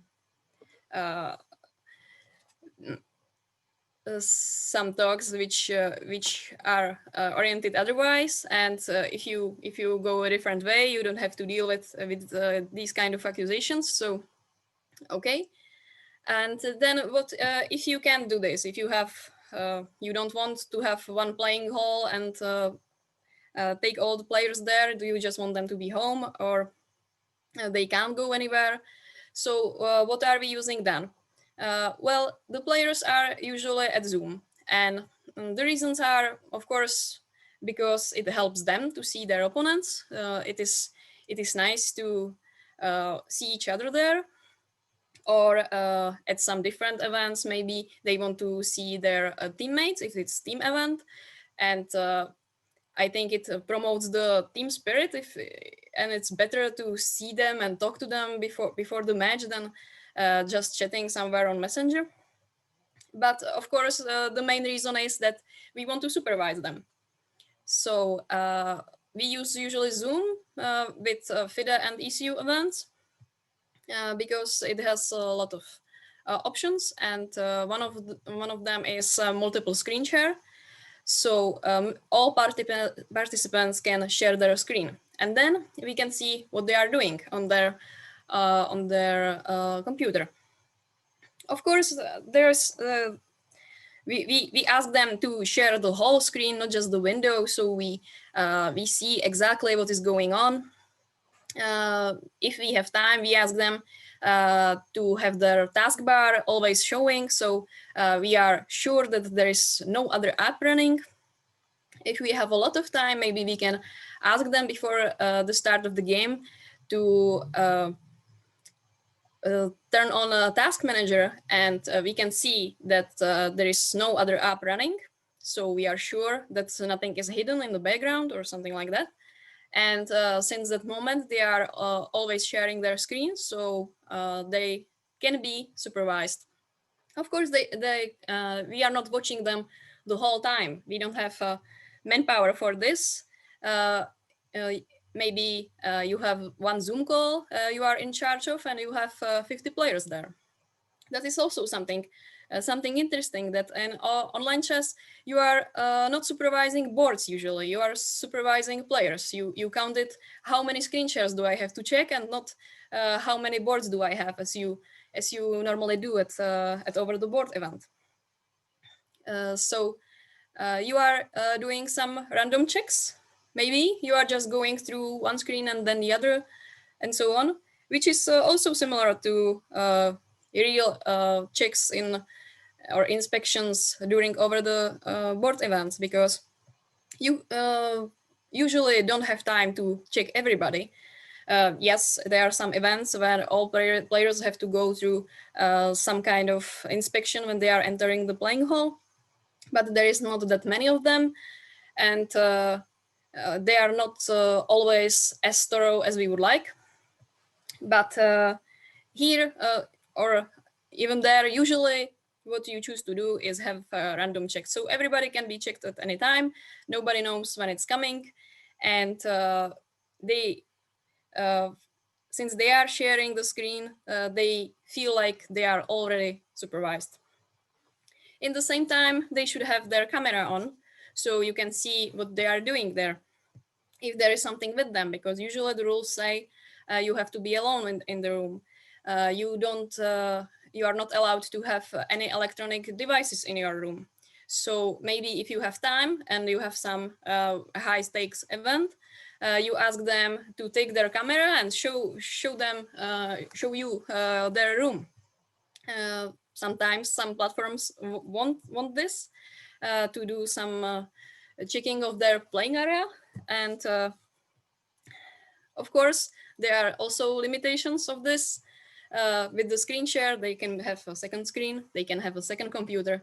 With the camera, somebody can be hiding and then be just out of the angle, and so on. And we know about this, and it doesn't matter that much, because as David said, we are not trying to eliminate all the cheating. We know that it's not possible. The same way as over the board, we know that we will not be able to catch everybody. If somebody is very well equipped, very well prepared, and we are scanning them with metal detector, we know that there are electronics nowadays which don't contain any metal. And yes, it can be that advanced, but we just can't do it all. What we want to do is to create the atmosphere that it is taken care of, and that it is safe just to play, and they don't have to worry about any of this. Another tool is sound, because of course somebody can be talking to them, somebody can giving them advice, just calling to them, then they wouldn't need a second screen or anything else. So what can be done about this? Well, at the first tournament, after the lockdown started, what we did when there was a suspicion, we just turned on their microphones for a little bit, just to listen if there is something in the background. But then Zoom changed their policy, which is probably good because people have their rights, and it is not possible to do this anymore because they have to agree to turn on their microphones. So you can ask them and they have to click, yes, I agree. So that is not very useful if somebody is cheating. So at some events, maybe players are asked to have their microphones on the whole time. Then you want to have probably smaller rooms, small Zoom calls, or use breakout rooms where they are in small groups. So there is not too much noise, because there is always some dog in the background and somebody has a cough, and so on. So you can tell them they are allowed to turn off their speakers, but you as an arbiter, you are listening to everything that is going on there. If you are not doing this, then I see no point really in forbidding them to wear headphones or stuff like that, because you don't hear anything anyway, so it doesn't really matter if they're getting advice in headphones or in the background. So with any of these measures and with any of over-the-board measures, what is very important to keep in mind that we are trying to protect the players. We are not trying to create horrible obstacles which will make it difficult for them to play and to enjoy the game.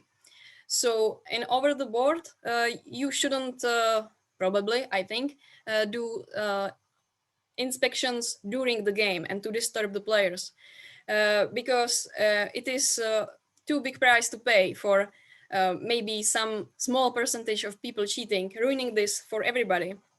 Their comfort is more important.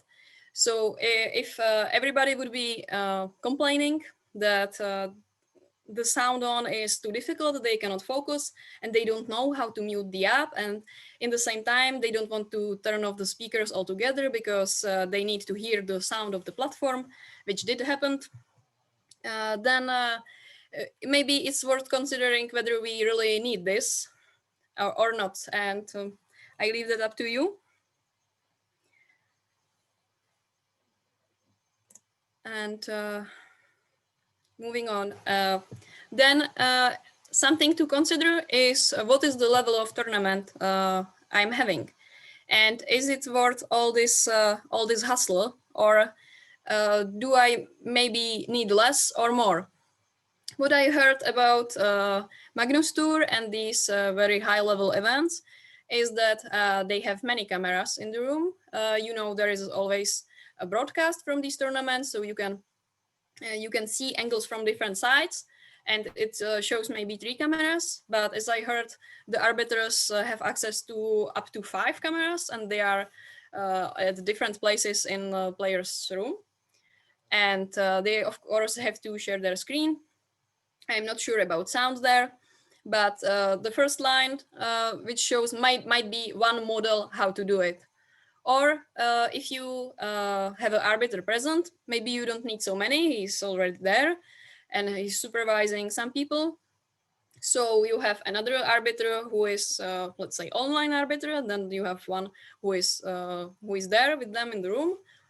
So the online arbiter would be looking at the camera and screen share all the time, and the present arbiter would be just supervising the rest. So you don't need all the features, but you need to make some kind of compromise. If you have lower level events, maybe on national level, it is still good to do something, and not to say, well, this is gonna be okay. We don't need this.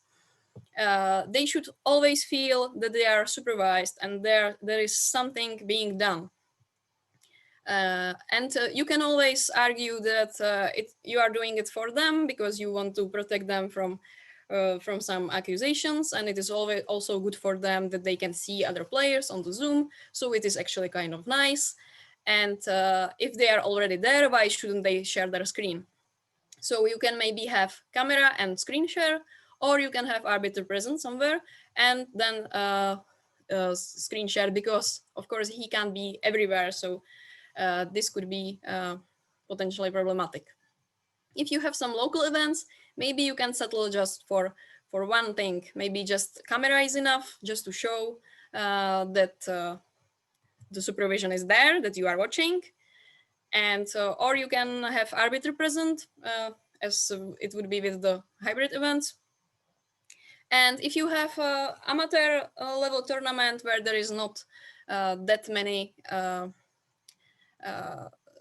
stakes, and it is not a very prestigious event, or it is some kind of kids tournament, and you don't want to bother with all this, then maybe the verification is enough. And David will speak about it later. We have some screening tools which check the games later, and you can get feedback and make some arrangement for the next round. So just choose any compromise. And again, it is similar as the over-the-board events. There is no anti-cheating measure which would prevent all the cheating. Usually you have some delay, but delay is not suitable for every event. And maybe you have metal detectors, and again, it is not suitable for every event, and it covers only some groups of cheaters, and you want to have a reasonable set of these measures, which would be complementary and which would be helpful. And very important thing to say is that there should be no special treatment. There should be no exceptions. You can see on photos from World Championship that Magnus Carlsen is being checked by metal detector. I don't think there is anyone in the world who thinks that Magnus Carlsen is cheating, not at all. But it doesn't mean that we are not going to check them. It doesn't mean that you are not going to check your best friend or the best player of your country because you know them and they would never do this. You are not there to judge their moral integrity or pass any judgment. You are just there to verify all this and to measure in the same way to everybody. So I'm sure you all know this, but it is worth mentioning, I think.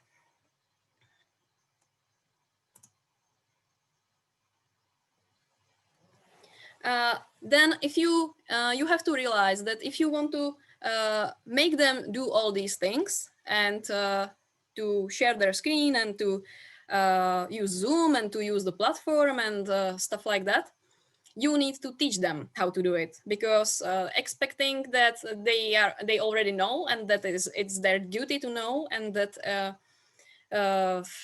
it's not your problem, that's just not true. You have to be very clear what you want in advance, and if possible, give them some guidance in advance, because you know it from over the board events. There is always rush at the beginning. Everything is happening at the same time. You have to handle the chaos. You have to make the pairings, and you have to start the game, so there is no delay and so on. So if you are prepared, if the players are informed, then you can have real expectations that they will follow the rules that you will set for them. But if you just let them deal with this, it is not good for them or you, because then what are you supposed to do? You set some rule that players have to share their screen all the time, and then somebody is not sharing. So what's next? You should have set clear rules. What will happen? And in theory, you can say, well, for the first time, we will give him a warning, and for the second time, he will lose the game. But then you are there at the Zoom, and you can see that the person is very likely not sharing the screen because they don't know how to do it. And they are not responding to your chat from the same reason, because they don't know how to use Zoom. And it seems very harsh to punish such a person just because he's not experienced with these kind of things. So you will find yourself thinking, I don't want to do this. And if you get a little more time when you are explaining this, then it will help you. Of course, not everybody will be listening. Not everybody will read your email. Not everybody will listen to you when you are trying to explain all this, but that's not your concern. You have to give them as many options to learn about this as you can. So there is a chance it will somehow reach them, and they will be able to follow it. It is very good to have some practice, to try it in advance. So with ECU and with FIDE, we had these practice matches, which was very, very useful. And it is good for everybody. And it is even good for you, because as an arbiter or the organizer, because you can use the practice too. If you go to a new event and there are some clocks you never worked with before, well, you should just sit down and try it out. So in this case, you never did this kind of thing before. It is also helpful for you to try it. And usually we have these technical meetings with captains or with heads of delegations or so on. But in this case, it is not maybe that helpful, because normally at the meeting you just learn, well, there are no Sophia rules and the playing area is there, and I will just tell this to my players, and that's all we need. But here you are much more in need to talk directly to the players and to show them what is needed to be done, than to just explain it to the captains, who may or may not think it's necessary to pass on all the details. So it is very good to educate in advance and to explain this to coaches and to organizers, and they also can't predict this. They are also doing this for the first time. So if you already have this knowledge that there is a real risk that people will not know how to use Zoom, they will not know how to refresh the page, they will not know how to open the browser, it's time for you to go to the organizer and tell him, well, do you think it would be possible if we had some meeting, or do you think it would be possible if we had some practice match, so we can communicate this to the players? And of course, if you are doing all this, what's the first thing you need to do? You have to have clear rules and to be sure what happens if this goes wrong, if some player is disconnected. What does it mean? Does he have to prove that it wasn't his fault and then it's okay? Or you treat every disconnection in the same way? And is he allowed to go back to the game because maybe this is happening before his connection is bad, or maybe it's happening because he's trying to cheat? You don't know.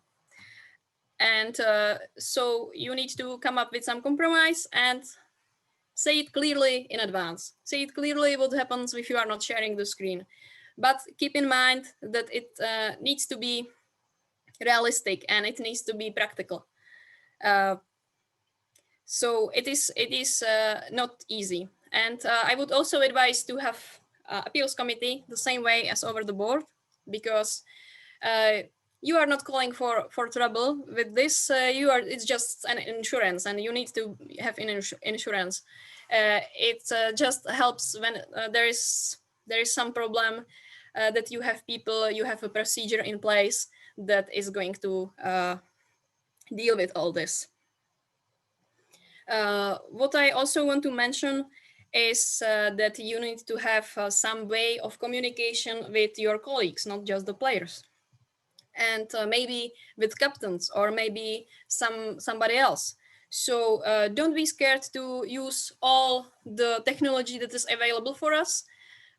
Somehow people are used to using emails a lot still, but this is happening all very quickly.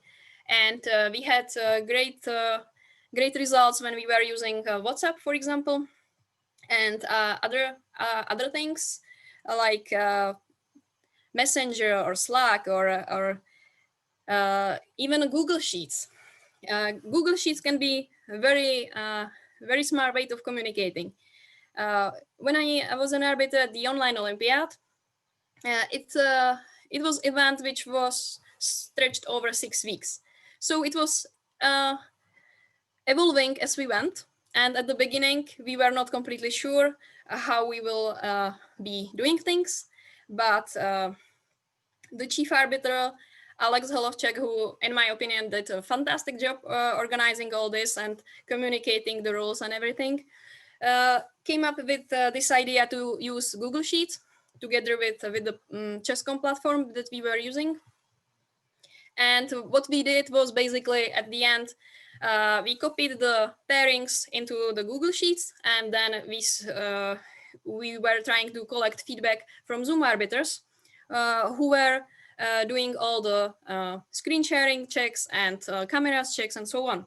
So if a player was there, was present at the Zoom, also was sharing a screen, had their camera on and their microphone on, then the arbiter would mark their name green and give signal to me that I can start the game of this player because he's ready to play. And it is better than to write in some messenger, this player is ready, you can start this game. This would be just too many things to do at once. So we had green for this kind of thing, we had yellow for different kind of thing, and we were communicating through this, and it was very efficient. And I think that with the cards we were dealt, we managed to have a system which was working very well. And it is worth thinking about these things in advance and coming up with tools which can be useful for you. And another thing I want to say is that you need to be thorough. If you say all players need to share their screen and then somebody isn't and you don't care, it's not good. If they are sharing the screen and you are not checking it, it's also not good. It's the same as if you are at the over the board event and you are checking somebody's backpack and you go through 4 pockets out of 5.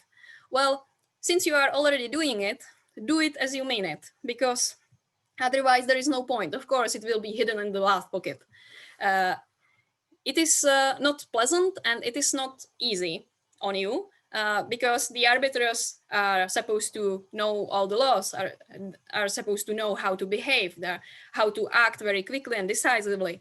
They are supposed to know how to do pairings and how to count norms and how to help players register and all these things. And now all of a sudden, with all this technology in place, we are supposed to know what are the new ways people can cheat, what's the technology they can use, what we are supposed to be looking for, how we are supposed to be detecting it.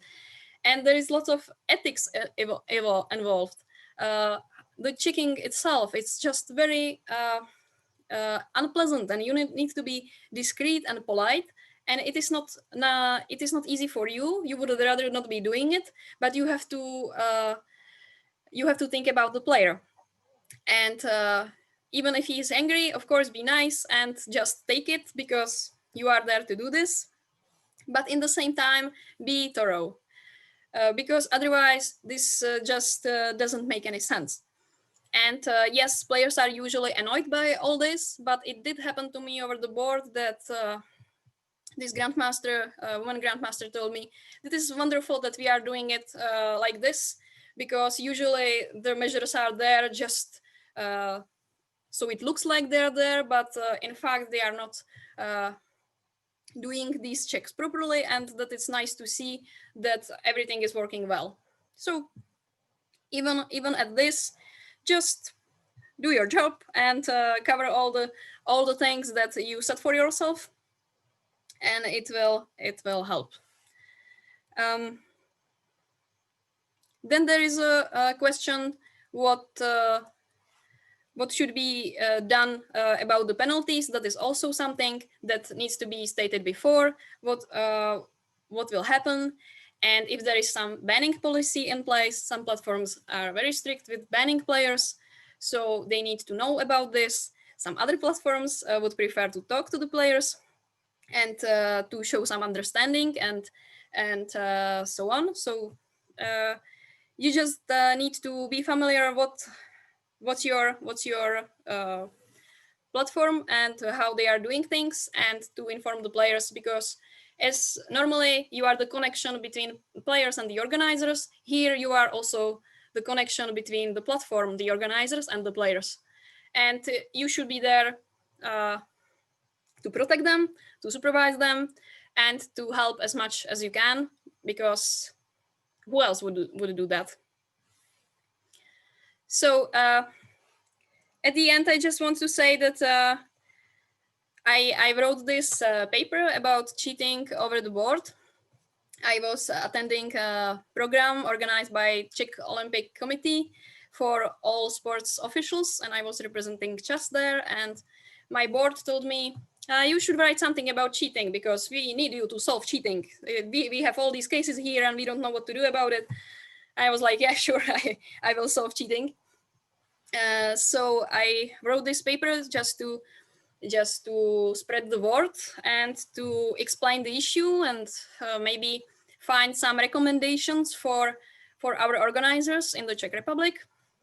And these recommendations were approved by our board, so our organizers should follow them now. And the key there is, again, for me, to look at different levels of tournament, and to think that, well, if you are playing some lower league, you can bet that this person probably didn't spend hundreds of thousands of dollars on some fancy equipment. You just need to tell them they should not be using phones and do something for it. So they have some other options, and so on. So why am I saying this? Well, our board liked the paper, and they translated it into English, and David thought that since you are all interested in cheating, maybe you would enjoy that, and with all the lockdowns and quarantines, maybe you have some extra time, so you can check it out, and maybe you will learn something, maybe no. It is not anything earth-shattering, just some thoughts about cheating and what can be done. What were the famous cases, and so on. So thank you very much for your attention, I hope. Thank you. And if there is anything I can answer. Great, thank you very much, Irina. And we will be sending that paper that you've written out to everybody after this event as well. So you'll be able to see a little bit more about over the board cheating as well. So we're getting a little pressed for time, so I'm not going to stop for questions just now. I'm going to plow on and just try and get into the final section where we can actually look at some of the verification processes. So I think it's just really important to be aware that all of the verification comes after an event or after a game has finished. So it's very difficult to change behavior when you're only doing it afterwards. All of the prophylactic, all of the preventative, all of the behavior change stuff comes with the environment, and it comes with supervision. And then there's got to be a final step where you just check that everything worked okay. But actually the goal is that all of these verification processes come up with nothing, because all of the processes that you've had at the start and the supervision that you've got, the environment you've got, is actually leading to an event where there is no assistance happening at all. There's no cheating going on. So that's kind of what we're aiming for. And just bear in mind that this sort of verification process is really only you're kind of the last resort, because if you can't actually get involved before it happens, then you're not really achieving your objective of stopping it anyway. So there are two types of screening reports that are available to us at the moment. One is the gold standard, which is Kenneth Reagan's report. He's got a screening report followed by, if need be, a deeper report. So I'm going to show you a couple of Ken Reagan reports, and then we're going to kind of just go through those kind of column by column and learn what's in them and how to interpret them as a lay person, because they can be quite overwhelming with an awful lot of numbers and statistics. The second type of report that we've got is something that's built into Tornello. So if you're using Tornello as your event platform, that provides you with a screening report round by round. Ken is pretty amazing at getting results back to people. I don't know how he's doing it, but eventually, he'll run out of hours in the day, and there'll have to be some automated process, because at the moment, you send a file to Ken, it can take him between an hour and a week to process that and send you back the results. So, all right, let's have a look at a couple of events which have some which have had assistance and some which have not. So the first one that I've got on the screen is the Australian Championships in 2020. It was, and some other games were in there as well. The Ballarat tournament. These were the last over-the-board chess tournaments that we had in Australia before COVID hit, and so this would be a pretty good indication of what a tournament report should look like if there was no unfair play. Okay, and I'll just go through the columns that you get. Now, when you get Ken Reagan's report, he'll give it to you as a text file, not as an Excel spreadsheet. So it's a little bit more difficult to actually go through. Because those text files have got real names in them, I wanted those to be anonymized, and it's a little bit difficult to do that. So I'm just going to be showing you kind of the extracted from the text file into an Excel spreadsheet. Anybody who's run significant number of tournaments will have seen one of these before anyway.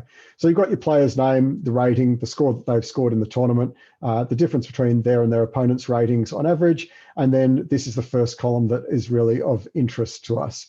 So the first column that we're interested in is a question of how many moves are being actually analyzed. All right, so just bear in mind that not every single move is going to be assessed for these two statistics.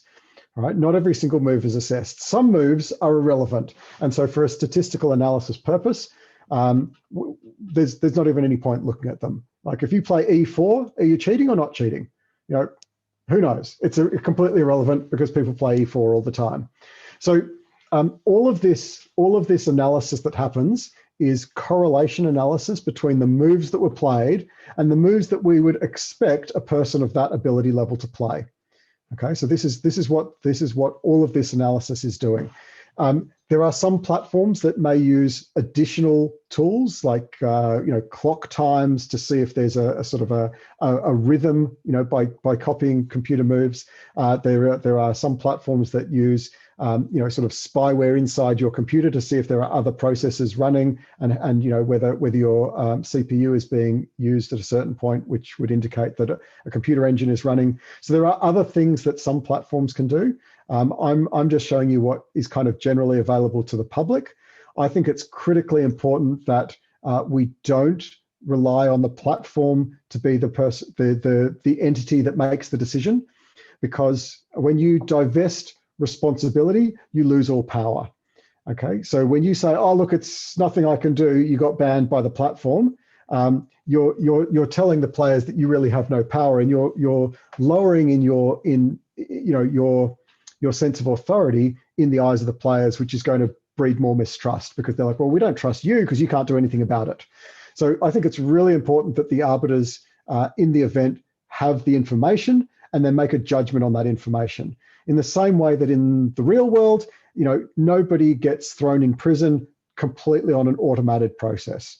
Okay, there's evidence presented to humans. Humans can make some judgments about individual situations. They can take into account the individual player, the circumstances, all these other things that are just too complex for any algorithm to kind of work through.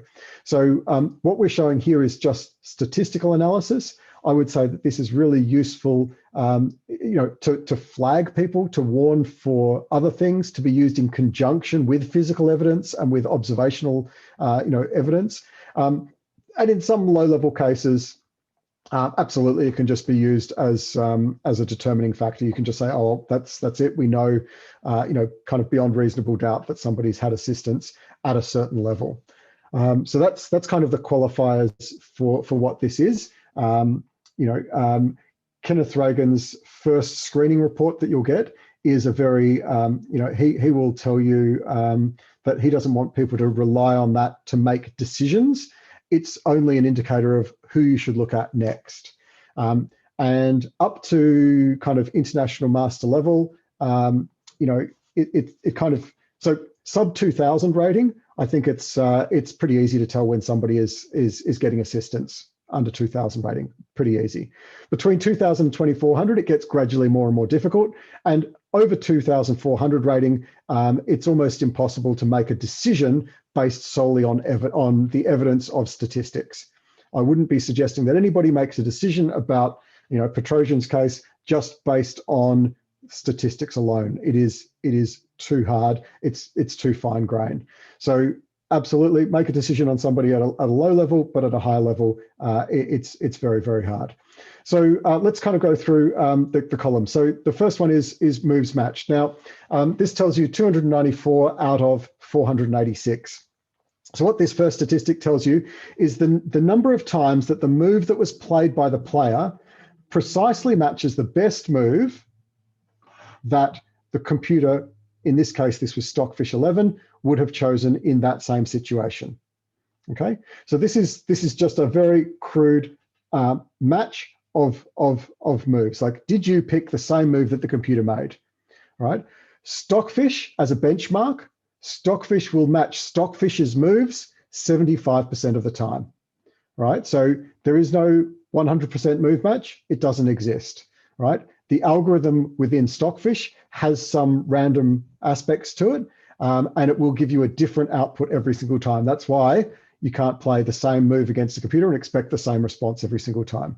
So 75% as a move match is roughly what Stockfish will get if it's playing against itself each time. The 486 moves in this case is not necessarily that there were 486 moves made in the whole tournament. There may have been many, many more moves than that.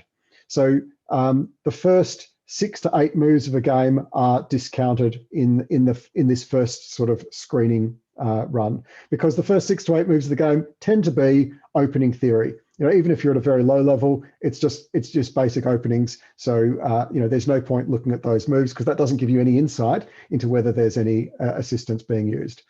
As soon as you're ahead by 9 points, and you can have this, Ken Reagan's got some variations you can do on that, but as soon as you're ahead by 9 points in material, as soon as the evaluation shows that you're 9 points ahead, we're not going to bother looking at any moves after that point, because if you're already a queen up, like, it's going to be just too easy to find either the best move or a move that doesn't change the evaluation of the position. So, there might be two moves that give you exactly the same evaluation. Those count as the best move. So, if you're a queen up, it's just kind of too easy to find it, and there's no point in looking anymore. So these moves matched will eliminate some moves at the start of the game and eliminate some moves at the end of the game. All right, so now we have the column move match percentage. All right, and so this is just simply these two numbers divided by one another. All right, so if you've scored 33 out of 55, you've had 60% move match. Okay, so this is an absolute number. It doesn't tell you anything about the player's rating. Right, and we can have some benchmarks that kind of give you some indications. So like the world champions, if you look at, say, Magnus Carlsen, Jose Raul Capablanca, Garry Kasparov, if you look at them when they're playing really, really well, so let's pick 10 games that they win in all 10 games, they're going to be getting, maybe sort of mid-60s move match. I've got some of this on our blog.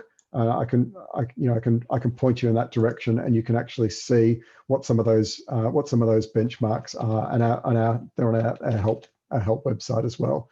So you can actually see what some of those benchmarks are. So generally, my rule of thumb is anything above 60% is extremely difficult for an ordinary human being to achieve. Right? It doesn't necessarily correlate that a stronger player will always get better move match, because it will depend on the opponent that they're playing. So a lowly rated player playing against somebody who's much lower rated than them might find the best move kind of more frequently than if they're playing against somebody who's really tough. But generally, I would say anything above 60%, you start to have a look at, because it's like, well, 60% is better than what Kasparov and Carlsen are playing, in a long term. Of course, in any one game, you can get 75%. You can match. There's one example of a game where 23 moves in a row were matched exactly, and that's all possible. But the more moves that you're looking at, the more likely that this move match number is going to be somewhere in the 50s. If you're a reasonable player, and below 1600, it's going to be lower than the 50s. It's probably never going to get below kind of mid-30s in terms of percentage. This next column here is in Kenneth Reagan's reports. It's called the average scaled difference. So to understand average scale difference, we need to understand a concept called centipawn loss. Okay, so it's all very well to try and pick the best move that the computer makes, right? But if you're a sort of a somewhat intelligent, cheater, you're getting some assistance from a computer, you might not pick the best move every time. You might pick the second best move, because the second best move is only a fraction of an assessment below the best move. So not only do we look at how many times have you picked the absolute best move, but we're also looking how close to the best move are you playing every single step of the way, right? So we kind of have the assumption that that Stockfish is the god of chess. It plays the perfect move every single time, and it's getting pretty close to that, right? So you can never get a centipawn loss of anything other than anything more than 0, because you can't play better than the best move. So it is a centipawn loss. It is measuring if you've aimed for the best move and you've missed the best move, by how much have you missed? So let's say that the computer assesses your position as -1. You're 1 pawn down. And the move that you make takes your position from -1 to -2, right? You've now had a centipawn loss of 100. You have lost 1 pawn with that move, right? The computer's best move would have left you 1 pawn down. Your move has left you 2 pawns down. So you've got a loss of 1 pawn, and we measure it in 1/100th of a pawn, so we call that a centipawn. So you've just lost 100 centipawns, okay? Now, every move that you make, you will be losing some centipawns, okay? Unless you choose the best move. Every move you make, you'll be losing centipawns. So if you've matched 60% of the time, the other 40% of your moves, you're going to be losing some centipawns. And the question is, how many centipawns on average across all the game are you losing, all right? So that's what we call centipawn loss. And you can see that on chess.com and on Lead Chess and on PGN Spy, and there's lots of places that will give you that centipawn loss. Again, centipawn loss is a raw score. It doesn't tell you anything about what to expect from a player for their rating. And Kenneth Reagan's centipawn loss tool is a little bit more sophisticated. It's what we call an average scaled difference. So the difference is still measured in pawns. So this is 8.7 centipawns. This is 10 centipawns. This is 12 centipawns. Right? So it's still measured in pawns. He goes to the thousandth of a pawn here, not hundredths. But it's now a scale difference. And so what the scale difference does is it says, as you get closer and closer to being a queen up, we're going to take that variation less and less into account. All right. So if you make a massive blunder when it's even, that's worth more. Well, that's worth, let's say you look in that situation I gave, you're a pawn down, you make a move, you're now 2 pawns down.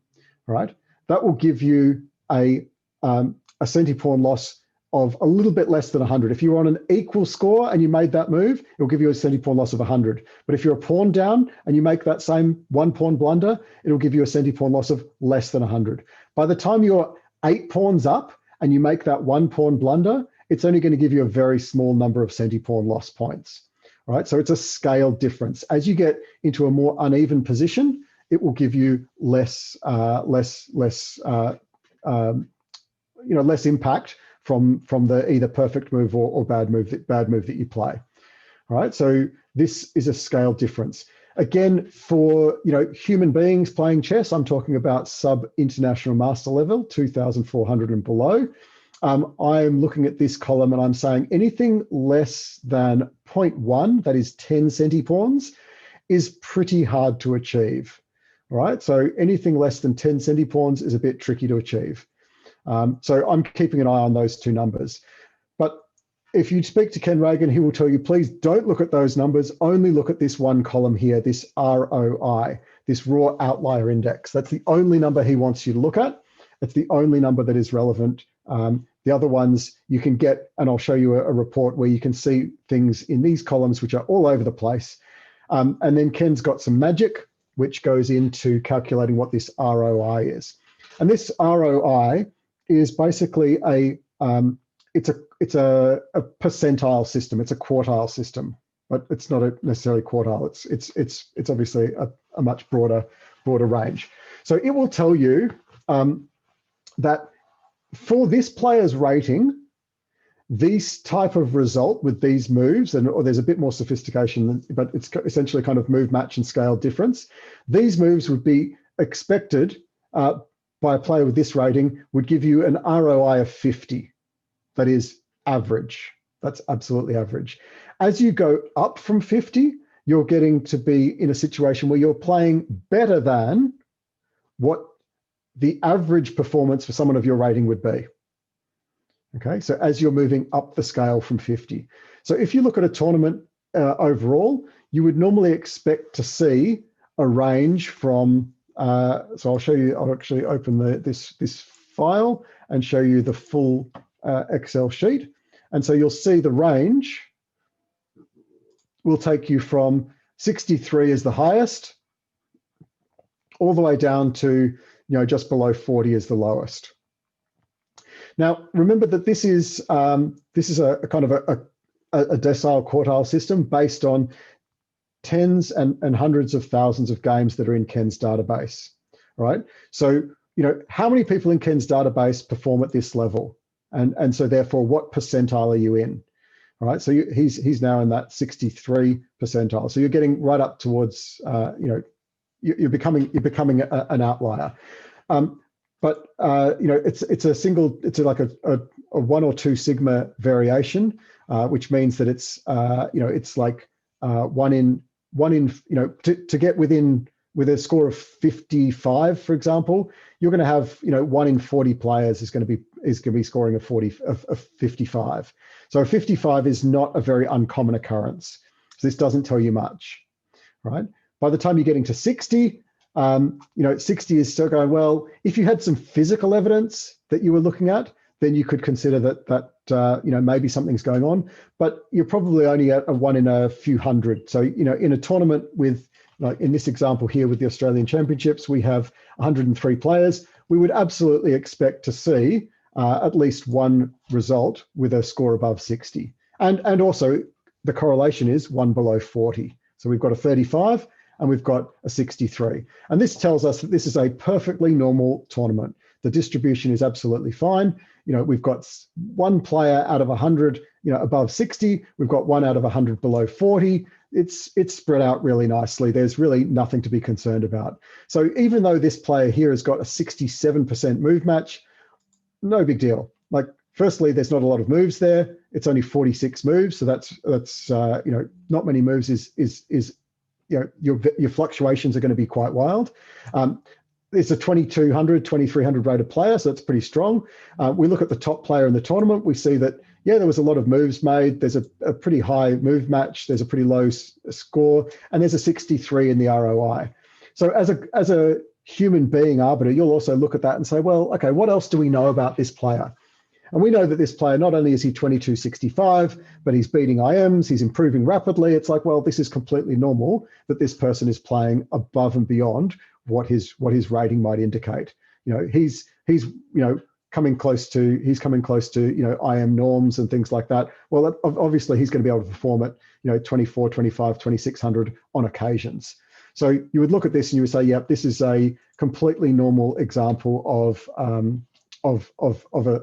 a tournament, all right? And these numbers are completely normal, all right?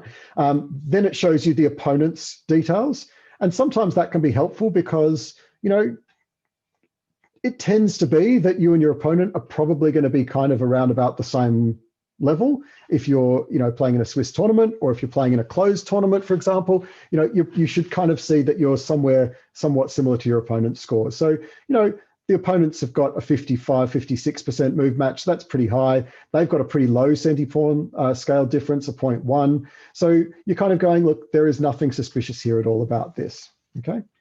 So that tells you the columns. So let's now have a look at the next one. So this is the Okay, European David, chess.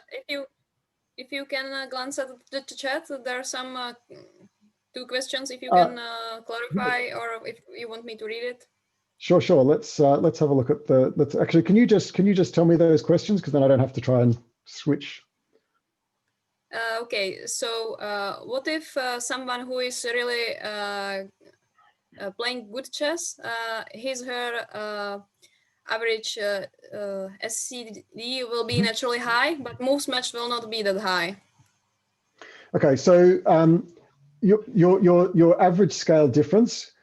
The closer to a computer you're playing, the lower that score is, okay? Because remember, if you play the perfect computer move every time, your difference will be 0. So the lower the scale difference score, the closer to the computer you're playing. The higher your move match, the closer to the computer you're playing. So I wouldn't be too concerned if one is, you know, very high and the other one is very, very safe. That's probably a good indication that there's fair play going on. It's not going to be very likely that you're going to be playing with a high move match and a very high move match and then a very low centipawn loss. So, you know, the numbers kind of have to line up. Everything kind of has to line up to be kind of confident. So what about some underrated kids, for example, if they have 1300 FIDE rating, but they then improved rapidly during the lockdown? Absolutely. So this ROI is an indicator based on the rating of the player. So if you know that the player is 500 points underrated, then you're going to expect an ROI that is higher than somebody who you know is, you know, a very stable player, or somebody who's even on a decline. You know, so this is why I think it's really important that arbiters start to understand this reports. They start to actually, you know, make some assessments of their own, because it's not something that anybody wants to be able to do automatically. There is no silver bullet to this. This is not an easy task. There is, you know, there has to be a lot of work that comes before this point, and then you look at the report. If you try to look at this report and you've not supervised your players, and you've got a crappy environment where everybody's playing with, you know, fake names and don't get to see each other, you're going to be very hard pressed to make a judgment. if you've had a good environment, if you know the players, if it's a community of people, if you have been supervising the players, you're going to find that it's going to be much easier to make a judgment call based on these numbers. All right, so so the previous one I showed you was an over the board tournament. Okay, this is an over the board tournament. We've got 100 players in this tournament. We've got one at 63. We've got one at 40. This is kind of completely normal over the board event. Here we're looking at an online event, ECU. It's a corporate event, online tournament. We've got some GMs in this. We've got some low-rated players. We've got a bunch of different ability levels. We're playing an online rapid tournament, so I think the time controls are maybe 10 minutes each. So we're going to naturally expect on a faster time control to see worse results. You're not going to match the computer as much and I'll show you also that this is the rapid tournament, and I'll show you the blitz tournament as well. I've got that somewhere, so you can actually see the difference between the rapid and the blitz, and it's the same players, but their scores all go down when you get to a blitz tournament. It goes because they're playing faster. All right, so in this one, this is a rapid tournament. We've only got 63 players in this tournament. So with 63 players, we expect kind of compression. We wouldn't expect a 60 or a 65 or a 70 in this sort of tournament with only 60 players. We expect it to be in a narrower band. So we've got between 40 and 60. Absolutely entirely. So again, I'll show you the full Excel file. Our top player is 60, our bottom player is 40. And again, this is a perfect example of an absolutely fair play tournament, right? This was played online, by the way. So this tournament had a great environment. We're using Tornello, so they've got real names, they've got arbiters, they've got arbiter call buttons, they've got trust.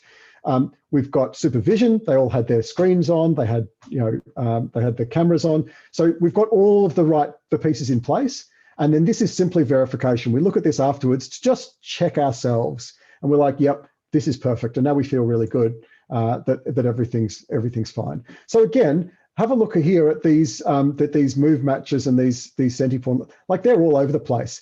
The guys at the top aren't necessarily got the best ROIs. So you can have people who've got pretty high move matches in other places, but their ROI is not so high. So expect, if you're playing a faster tournament, lower move matches. We don't see a single move match. I mean, 58 here is the highest move match, but this guy's an IM. He's 2,400, right? So that's quite likely that it's an IM playing a bunch of weaker players, in some early rounds. Maybe he's lost a game to, another IM. So he's playing, he's got 5 out of 7. You can see that, he might get a high move match playing lower rated players. But his ROI is well within boundaries of normality. This is a sort of expectation that you would have for, one in 75 players, for example. We've got, even actually probably even less. This is 55. We're probably still around the 1 in 40, 1 in 50 mark. So this is completely normal. So we're expecting this tournament looks absolutely fine. So I just wanted to point out this one because you can start to see that this guy's got a really low move match, but quite a high ROI. And so Ken's magic works in here, where it will show you that, he's got a pretty high ROI because he had a very low rating. So even though he scored 2.5 out of 7, he's got a really low move match, he can still finish pretty high up the table because this is relative to the player's rating. All right, let's have a look now. And Eugenia, if you find any relevant questions, please just throw them at me as we go, okay? All right, so the next one is an example of a 15-minute tournament, an Allegro tournament. And this one we have an ROI of 71.3. All right. In this tournament, there was 40 something, maybe 50 players. So we would expect it to be fairly compressed. We're expecting everything between 40 and 60. As soon as we see something with an ROI above 60, we're starting to be kind of concerned. Once it's above 70 is like a 1 in many thousands. It's 1 in 3, 1 in 5,000, something like that. You're not going to be seeing this sort of result very often at all. All right, so we've got a 64.7% move match, above my kind of rule of thumb threshold of 60% for a normal human being. And we've got a player who's 1,100. All right, there is no way an 1100 rated player is scoring 65% move match without some assistance. No way, it's not going to happen. He's got this average scale difference of 4 centipawns. All right, Kasparov's not scoring 4 centipawn. Carlsen's not scoring a 4 centipawn loss. In these sorts of tournaments. So this is just clear evidence that somebody has had assistance, and actually, in this case, we can remove that player from the tournament immediately because we know kind of without any question. All right, so above 70, you're now pretty confident that something is going wrong. You can also see the opponent's move match and centipawn loss is significantly different from theirs. So that kind of again gives you the indication like this guy, something is happening that is just not normal for the opponents that they're playing. Okay, so yeah, but everybody else, once we go from there, everyone else is within the 40 to 60. And remember, all of these are verification reports. This is not designed to try and catch people. In fact, the opposite. These reports are designed to eliminate people from suspicion. These are designed to just go like, who should we focus our attention on? What other evidence do we have that's going to help us? Okay. Occasionally, with players in the sub 2000 category, and the lower rated you are, the easier it is. You can just kind of go, yep, great, it's a decision-making tool, but I would not be suggesting that these reports are decision-making tools most of the time, right? If you're playing school chess tournaments, fine. It's a school tournament, everybody's under 1200. Don't worry about the supervision, don't worry about that. Just put the games through analysis. But to be honest, probably Ken doesn't want every single school tournament ever played sent to him. You can run that through Tornello. You can use Tornello as a platform to run all those school tournaments, and you'll get sufficient evidence from those. All right, so that gives you the sort of analysis. I'm now going to show you the same sort of thing from Tornello's perspective. Tornello has a report that it generates in real time, and after every round, you can look at that report. So we don't have like real time during the game analysis where it can say, hang on, that player just played a move that is a bit dodgy. Can you go and watch them? But at the end of each round, you can look at this report that Tornello generates. All right. Now, I'm going to show you, this is a report from our first online tournament, our Junior Oceania tournament, where we had a number of players, all these players that I've given a letter, all of those players were banned from the tournament. They were the top, and actually our report matches perfectly for the first 10 players, the Kenneth Reagan's report. So this was Ken Reagan's report. Again, I've taken out the names, and you can see the top 10 players are all scores of above 65, let's say. All right, so these are all, extreme outliers, and anything above 70, this is a tournament of 300. So a tournament of 300, you might expect a few in the, mid 60s, you might get a 65, but you're certainly not expecting so many people at this level. And when you kind of scroll through the 300 players in this tournament, you can see, all right, well, there's 30s at the bottom, but at the bottom, below 40, we've only got 9 people below 40. So, at the top, you'd expect 9 people above 60, right?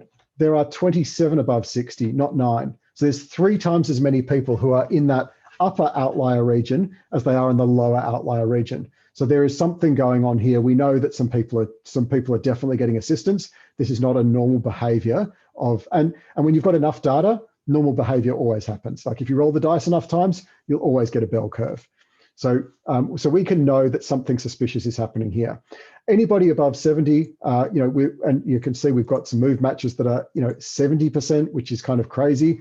You might start getting a little bit like, oh gee, what's going on here? This is a 56 and an 11, so this is not, or 57 and 15. These ones are not conclusive. But again, you might have some supplementary evidence that goes with those. In this event, we banned, we forfeited everybody who had a score of above 65. So we eliminated those top 10 people. And this was the report that Tornello provided. So I'll go through this for you. And this is the report that you get from Tornello that you can see every single round. There's a button you click, it says fair play. Now, remember, we are trying to do the same thing. We're trying to eliminate people from suspicion. We're not trying to catch every single cheater. We're trying to build trust in the platform. We're trying to build trust in the tournament. We're trying to build trust amongst the players. We're not trying to catch people for cheating. This is not what we're trying to do. So the first thing that we do is we just analyze the games at a very, very superficial level, okay? Because we found that at a very superficial level, we can actually get a really good indication of whether there's some cheating going on or not, all right? And you can actually clear a lot of people's names because they're just playing so darn badly, there is no way they're getting any help. And if they're getting help and still playing that badly, you know what? Let them keep going. It's not a problem, all right? So we can eliminate an awful lot of people, which makes our data analysis a lot faster because we go through this sort of screening process in stages. So we can eliminate a bunch of players, and what you as the arbiter will see on the screen is a button that says there are 4 people who need deeper analysis. Click this button to dig deeper on those players. And you'll see here, these are some numbers which tell you that this player has been analyzed, at this depth, but we think he should go a bit deeper. And so as the arbiter, all you need to do is just go, okay, here's some players who've been flagged by the benchmarks, by the thresholds. You can click go deeper and you can see the statistics get worse and you can go, oh shit, we've got to go even deeper. And all this is designed to do is just to give you a report in order top to bottom of the people who are playing closest to the computer to the people who are playing least like the computer. And so all you need to do is kind of focus your eyes on the top of the page. All right, so we'll go through the columns. Player names, obvious. Rating is anonymized here, so you can ignore these ratings. Games played, that's how many games they've played. Moves in the game, all right, that's obviously how many moves have been played in all the games. The depth of analysis and how many games have been analyzed, because you might be halfway through a tournament, only analyze half of them. So this gives you all the information. Okay, here we get onto the interesting things. So the first one is the number of moves analyzed. Again, Tornello, very similar to Kenneth Reagan's reports, will not analyze all the moves of the game. All right, again, no point analyzing and saying, did you match the move E4? Oh, you must be cheating, you played E4. You've got 100% move match, all right? Kids tournaments, they played 4-move checkmate. Oh, you played the perfect move every single time. It's pointless. So we leave out a certain number of moves at the start of the game, somewhere between 5 and 8 moves at the start of the game. It's irrelevant, okay? It's opening theory. We also leave out moves again. If you're a queen up, if you're miles ahead, no point analyzing this game anymore. You've already won. The damage has been done. So we're only analyzing a certain number of those moves. All right. So here we get to the two interesting numbers, the most interesting ones. Your average centi-pawn loss. Okay. And so we've talked about what a centi-pawn loss is. This number, bear in mind, is different from Ken Reagan's report. Remember, Ken Reagan's is a scaled difference. Ours is a raw score. So this just shows you how close to the computer were you playing in each move, okay, on average across the game. So this player at the top, is played 221, or we've analyzed 221 moves, and on average across all those 221 moves, he has lost 1/5 of a pawn on every single move, right? 1/5 of a pawn for each move is his average centi-pawn loss. All right. Now, this player's rating is anonymized, but this player's rating was probably in the 1900s or something like that. So a strong player, but 20 centi-pawn loss is straight away grounds for suspicion. All right. So Gary Kasparov on a bad day. Let me just bring up some of those numbers for you. From our help center. So I'll show you what those numbers are, so you can get some ideas of some benchmarks in terms of what you should be looking at. So we've got this on our help file. It will tell you what's going on here. So as a centi-pawn loss, Magnus Carlsen might be scoring in the low 20s. I've also got some indications in terms of do we have it somewhere here? I don't have it in this report, which will tell you that what happens when Magnus Carlsen is winning, what happens when he's losing. Stockfish will get a centi-pawn loss against itself of 4.4. So a centi-pawn loss of 5 is that's what Stockfish is doing. All right, world champions, top GMs are going to be kind of in the 20s But of course, the smaller number of moves, you've got to take that into account. So if you've only got like 100 moves, the variation can be higher. So just be aware of that. But generally, I'm looking at this and going, anything below 20, I'm getting suspicious. Your average move match, we've already talked about that. My rule of thumb is kind of 60. If you've got a move match of 60 or above, something's going on here. So I can say on these, top 5 players, 66, 67, 68, even 62, 65, 61. Those top 6 players, they've all got reasonably low centipawn losses. They've got very high move matches. These are juniors in a kids competition. These ones are all very likely to be getting some assistance. So we actually went through these players. We eliminated 10. You can see 9 of them here. The 10th one, we were a little bit hasty on that one, and we made a mistake, and we've eliminated him based on some analysis that was later on. We learned from that, and we've improved our system. But he actually ends up much lower down the table, so we made a mistake. But the top 9, it matches Ken Reagan's top 9. All of those players were approached, and 5 of those 9 players came forwards and admitted to having received assistance, and so that. And it was, including the bottom 2 on our list. So that kind of validated to a certain extent the work that we've done, because we had, 5 of 9 people admitting it. Some people didn't, and we can talk about this another time, how you kind of, start having those conversations. We're not banning anyone for life. We're not making it public knowledge. We are making sure that we kind of have an education process for them. All right, so these 2 numbers combine together to form what we call a sort score. So like Ken Reagan's ROI, we want to try and find one number that you can look at and not have to worry about anything else. So this sort score is just really, if you want to just have a quick glance, you just look at the sort score column here, and you can make a decision. Anything above 40 is a grandmaster on a good day. Like, he's having a killer of a tournament. He's playing really well. So I think I've got some, I can show you some grandmasters, and you'll see some of their sort scores in a second. So these 3 players, they're not grandmasters. They might have been having a good day, but there's no way. So again, gives me high degree of confidence that there was some assistance happening here, because we've got these scores that are above 40. That's a grandmaster on a good day. Okay, between 20 and 40, so our next category of players here, between 20 and 40, this is a 2000 rated player having a kind of a pretty good day. So if you're a 2000 rated player, you'll get, on occasions some scores, kind of above 20. Yep, it's possible. Anything above 10, you're a good club player having a good day, and anything above 0 is my rule of thumb that you just have a look at. And just be aware that we run, I don't know how many, maybe 100 tournaments a week or something like that. I don't know, maybe it's not that many. We've got a lot of tournaments going through, but most of the tournaments happening are scholastic junior tournaments. This report is extremely useful for below 2000.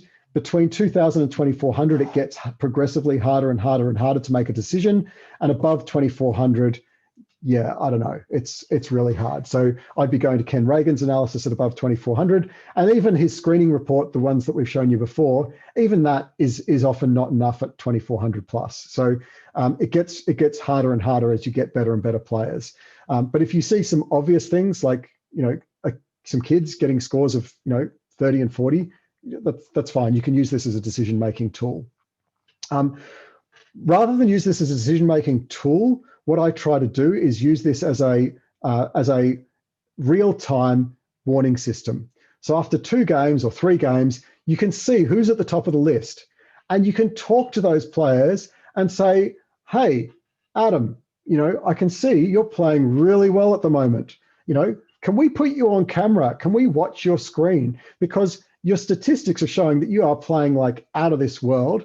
And, we want to make sure that you're playing fair, that you're doing the right thing, that you're not getting any assistance, because it's completely against the rules to get assistance. And if you do use, the computer to get assistance, I really want you to think about the community that we're in, and I want you to talk to your opponents. And so you start putting a bit of psychological pressure on them to do the right thing.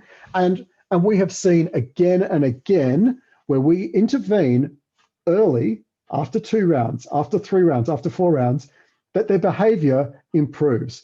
They stop getting assistance. All right. And again, I just can't harp on this enough. We are not out there to try and catch everyone who's cheating and throw them in jail forever.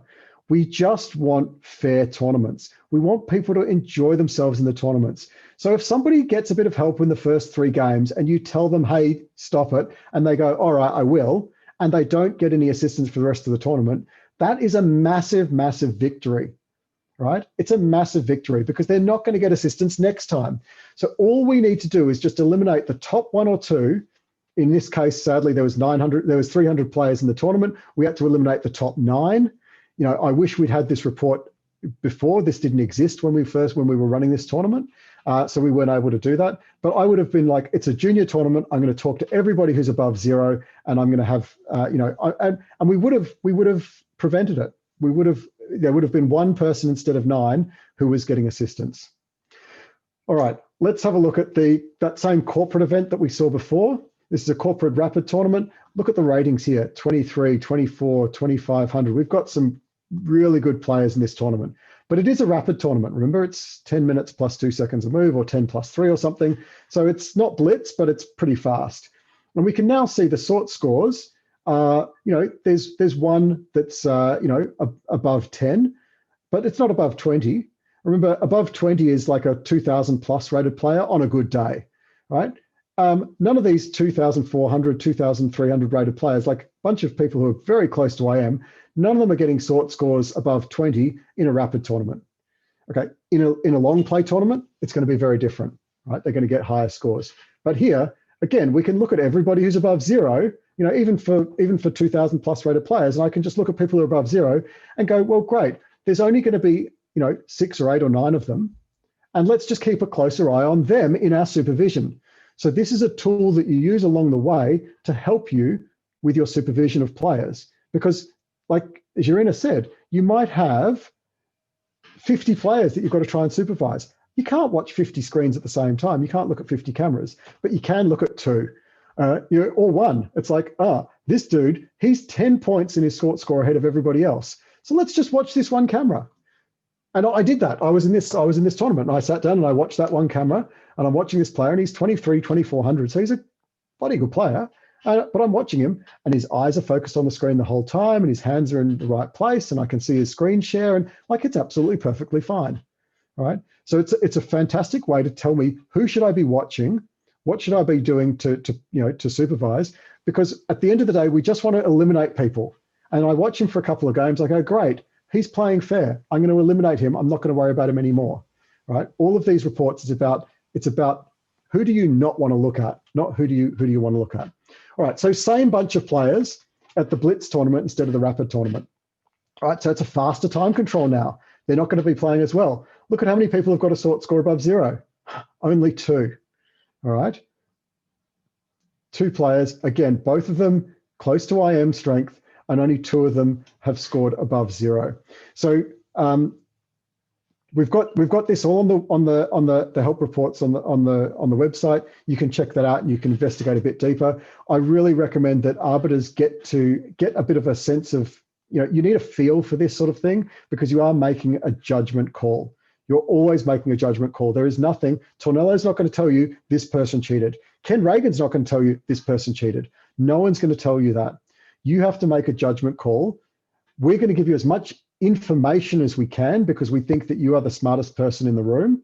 It's your tournament. You should know the players because you're an arbiter, and you'll know, is this player, if this is a 1,200 rated player who's scoring better than all of the international masters in the tournament, yeah, okay, you now know what's going on, right? You've got the information, you know most about what's happening here. These last 3 columns here give you a snapshot of the best individual game that was played in the tournament. So sometimes, somebody's going to get assistance in one game, but not others. And, these scores can go up and down because they're averages across the whole tournament. So it can kind of be useful to see what these scores are in a single game. It also gives you some insight, like, look at this, 79% move match. Like that's that's better than Stockfish can do, right? Like, how is that possible? It's possible in a single game, all right? So remember, this is all about correlation analysis, is about the normal, and normal comes only after a lot of data is gathered. If you roll a dice 5 times in a row, you can very easily score a 6 every single time, all right? But if you roll it 100,000 times, you're not going to be scoring 100,000 sixes. So that's just, this is where you need to kind of start getting a feel for the numbers, where you're like 79, wow, that's high. I'd be suspicious about that in any situation, but it's 19 moves, so it's not a huge number of moves. It's got a very low centipawn loss as well. So I'm now going to dig into that individual game a bit more. And I look at that game and I see it's an IM playing against a 1200 rated player, all right, round 1 of a tournament, in a corporate tournament. So now it's like, well, okay, so one player is really good. The other player is playing really, putting up no opposition. It's a really weak game. Okay, it's a believable set of statistics, all right? It's believable.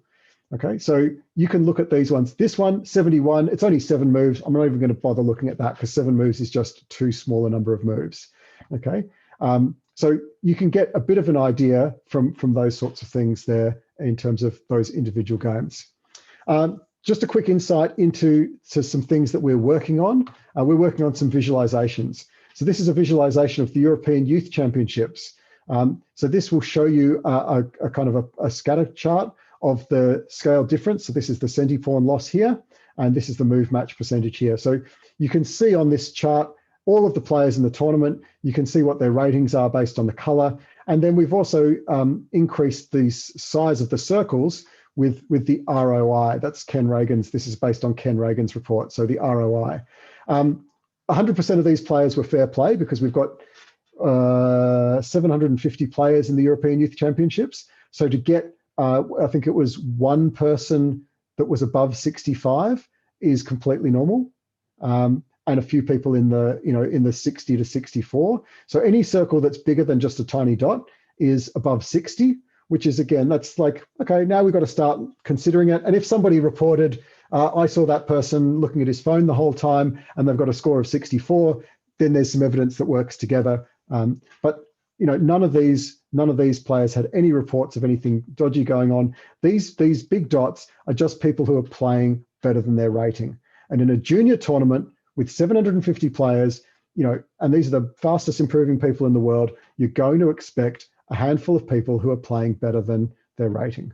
All right, and so here we have a really good picture. You can see that it ends at a move match of kind of 60 is kind of our threshold. So again, I'm just kind of looking at this going, yep, this is normal. So we want to try and produce these sorts of reports. Here's another example of a report from a smaller tournament, only a handful of results. We put on this one some benchmarks. So this is Capablanca, Kasparov, and Carlsen. So you can see some benchmarks. So we've got Stockfish out here in terms of the benchmark there. This player has got a green dot. Green means it's a very lowly rated player. So why is this green dot all the way up here when all the other green dots are way back here? This is a clear example. It's like, great, easy decision to make. This person has been getting assistance, all right? So we can disqualify this player. Okay, we've got a couple of players here. These are very highly rated players, so it's not a surprise that they're kind of coming close to this side of things, because also they're playing against really low rated players. If these 3 players are playing against other, 2,000 plus rated players and they're still scoring, very, very high, like mid to high 50s move matches, that might be a bit different. But this is a club event, low level. Everything here is kind of fair play. You might look at these people a little bit more closely or keep them on camera next time or something like that. But here's one example, very simple, easy to deal with. Here's another example, same thing, all right? A few more players. This was 160 players or 100 and something players. 2 people who are just way out in front of everybody else, all right? No doubt at all that these 2 people have had some assistance. We can eliminate them. We've got a couple of people like here, and even this group of 5 here. These ones I'm going, well, this is a little suspicious. But in this tournament, this is, again, I don't need to catch everybody. I can eliminate 2, everybody else hears about it, everybody else starts to trust the system more. If these guys did get assistance and they got away with it, they're going to be a lot less likely to try next time because they've noticed that a couple of people have got caught, right? So we make public the fact that we're doing this. We make public why. We're trying to build community. We're trying to build trust. We're trying to do all these, these positive things, but we don't make public the names of the people. We don't, ban them forever. These two people were allowed to play in the next tournament, right? No problems at all. And the next tournament, they didn't get any assistance. Their scores are way down here where you would expect them, right? So, have those conversations with people, educate them, give them a chance, because when they come back, there'll be a positive influence on the peer group rather than a negative influence. Okay, so that is just a very quick run through of those statistical analysis, those correlation reports. Sorry to take so long on that. I'm quite happy to throw it open to some questions if people have got some questions. Mark's asked a question about how do you preserve anonymity. So only the Arbiter gets these reports, right? And the Arbiter shouldn't be sharing those reports with the players. The Arbiters get the information. They know all the information. They can make decisions with that, but they shouldn't be saying, "Oh, congratulations, Mark, you scored 42%, move match in this tournament." Right? That's not necessary, because then you start getting, if you make it public, you start getting people who don't have the level of education starting to make some accusations, and they're making what do they call the man in the bar making a judgment. Okay. Can I add something? Yes. Yes. Okay, so as just want to mention, as David said, you can't just take the report and use it to ban people, not in online events, not in over-the-board events. But what can you do? It gives you, as it was said, an idea who should you be checking on. So I see some high scores, and I go to look, or I tell some other arbiter, please watch this player. And then, for example, what happened to us, we see at the screen shared that the cursor, the mouse, was going out of the window which was shared and was disappearing somewhere. So yeah, well, that's suspicious. So we asked the player if they can explain, and well, it was something like, it was rapid game. My opponent was thinking too long, so I was just checking the news. What a coincidence that you were checking the news on the day that you were playing like Magnus Carlsen. So then you have some other evidence. But I also want to mention that you should make these decisions only based on these professionally made reports. I think it is good to avoid thinking like, this looks suspicious to me, this looks like cheating to me, or to my friend who is a strong grandmaster. It is not very good if people just jump to some judgment based on their feeling of the game. This is statistical analysis. This is something real. It is not based on something like this. And sometimes this happens. Irina, I'll also say that there are some tools like on chess.com and LeChess where they give you this as a public tool. I will say that those results vary very, very wildly. Like you can get a game that you put it through one of those platforms that you say, oh my goodness, that's definitely cheating. But you put it through the other platform and it's like, no, that's completely safe. So analyzing a single game is always very risky, and doing it on a single platform. There's a tool called PGN Spy. You can download that. It's a free tool. You can plug Stockfish 11 into it, and you can, or Stockfish 12. You can actually, I don't think it works with Stockfish 12 yet. Sorry, you can plug Stockfish 11 though, and you can analyze your games.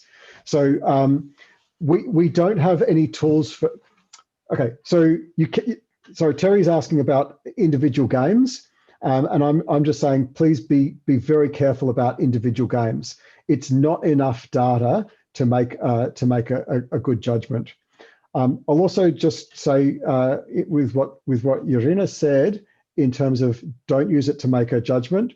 You can make a judgment if it's the appropriate level of tournament. So we use this, this screening analysis and just the statistics to ban people in inter-school competitions, because it is inter-school competition. Like they're all sub 1200. It's all very obvious, and so I'm comfortable using it at that level. I would definitely not be doing that at a FIDE rated tournament. I would not be doing that at a 2000 rated 2000 players plus in that tournament. But for a low level event at a club, at a school, it will give you enough information. You can make your own judgment as to when you want to ban people. Sometimes, sorry. Sorry, yeah. Sorry. No, go on. Continue. Okay, so sometimes the organizer tells you this player is scoring too many points, and I looked at their games and it looks suspicious to me, and they ask you to keep an eye on them, and maybe you do without any report. And what can you see on the shared screen and on the camera? Well, I was asked like this during the European Championship, and I was looking at the player and I saw all the emotions, like he was touching his head and he was smiling when it went good, and it was visible that he's upset when it wasn't, and he was on the share screen, he was going with his cursor everywhere, trying to go with this piece, then changing their mind, going with something else. And I told them, well, if he is cheating, then he should stop playing chess and pursue a career as an actor, because he's excellent at hiding it. So these are all the things that you can watch for with those tools that you have. Okay.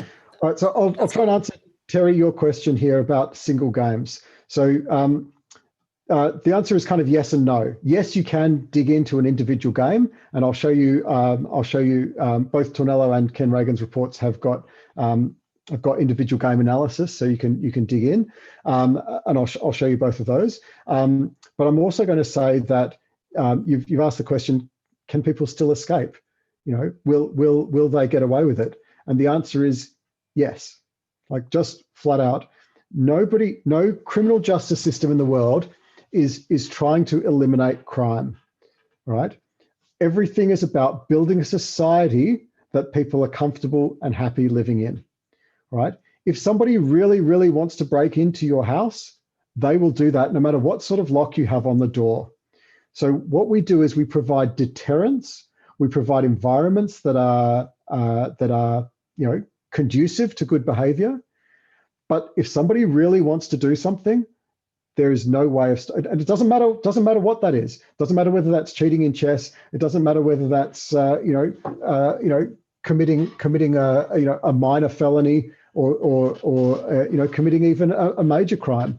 You're telling me that nobody in the world has ever got away with murder? Of course they have. We have a system that allows that to happen because it works for society, right? And if we had a system which was trying to eliminate it all, it would produce such negative emotion, such bad will amongst everybody, that you would actually create a bunch of people who were just, despite the system, are going to do the wrong thing. So we really, really need to work towards, I think, accepting the fact that yes, people will, get assistance, and no, there's nothing we can do about that. We can just add more layers of supervision, but you can never be 100% confident. All right. So use appropriate levels of supervision, use appropriate, environments for the type of event you're running. If you're running a world championships for $1 million cash prize, man, you'd better have, 5 cameras and a proctoring software on your computer. But if you're running an inter-school competition for kids, it's okay. They're all 1200 and below, all good. You can do your thing. Okay. So let's just show you quickly. So this is unfortunately not anonymized, but this gives you the Australian Championships, an individual player, and then move matches in each game. So it tells you which moves actually matched and which moves didn't. So you can actually go in and dig into an individual game or an individual tournament, and you can actually see step by step on reports. You know, when did they match? When didn't they? You know, okay, that was a match. That wasn't a match, and you can do these sorts of things. I will also say that you know, when you're talking about FIDE rules and about people who are in high stakes matches being you know, publicly disqualified from cheating, the threshold that you need to make a decision is much higher in those situations, right? In those situations, you're not going to be using only the reports that I've showed you today, right? So what I've showed you is a Tornello you know, report on you know, just raw scores. I showed you Kenneth Reagan's screening report. He will say every time, do not make a serious judgment on just these reports. He has got a much deeper analysis tool, which digs into the type of position, the type of move that gets played. It's a much more statistically valid assessment that will actually provide you with a not just a kind of where you sit in the hierarchy of things. So like a score of 70 just means you're in the top. You're in the top little bit. You know, so it's still possible to get there. It doesn't actually say specifically, you know, this is a 1 in 3 million chance of happening, right? And you know, once you've got something like that, then you can, you know, you've got those sigma analysis. Then you can actually make a decision at a high level. So Ken's got a much deeper analysis. You know, these screening reports take seconds to minutes per game to analyze. The deep analysis that Ken Reagan does takes hours per game. All right, so it is a far more sophisticated process. And if you're running an Olympiad, if you're running a World Championships, you know, that's where these reports tell you who to go deeper on. So when we were running the European Youth Championships, we get these screening reports from Tornello to tell us what to do. You know, who do we put on screen? Who do we supervise more closely? You know, what you know, player complaints do we take seriously and which ones do we not? So we get some live assessments so that we can gather evidence through physical supervision. Then we use the end of event structure from Ken Reagan to say, okay, well, you know, with that evidence that we've got, with what Tornello said, with what the players have said, with what we've seen, you know, what are we going to do now? Is there anyone that we want to dig deeper into? And there's a whole bunch. There's 750 players in the tournament. There's only 2 or 3 of them at 62s and 64s, maybe.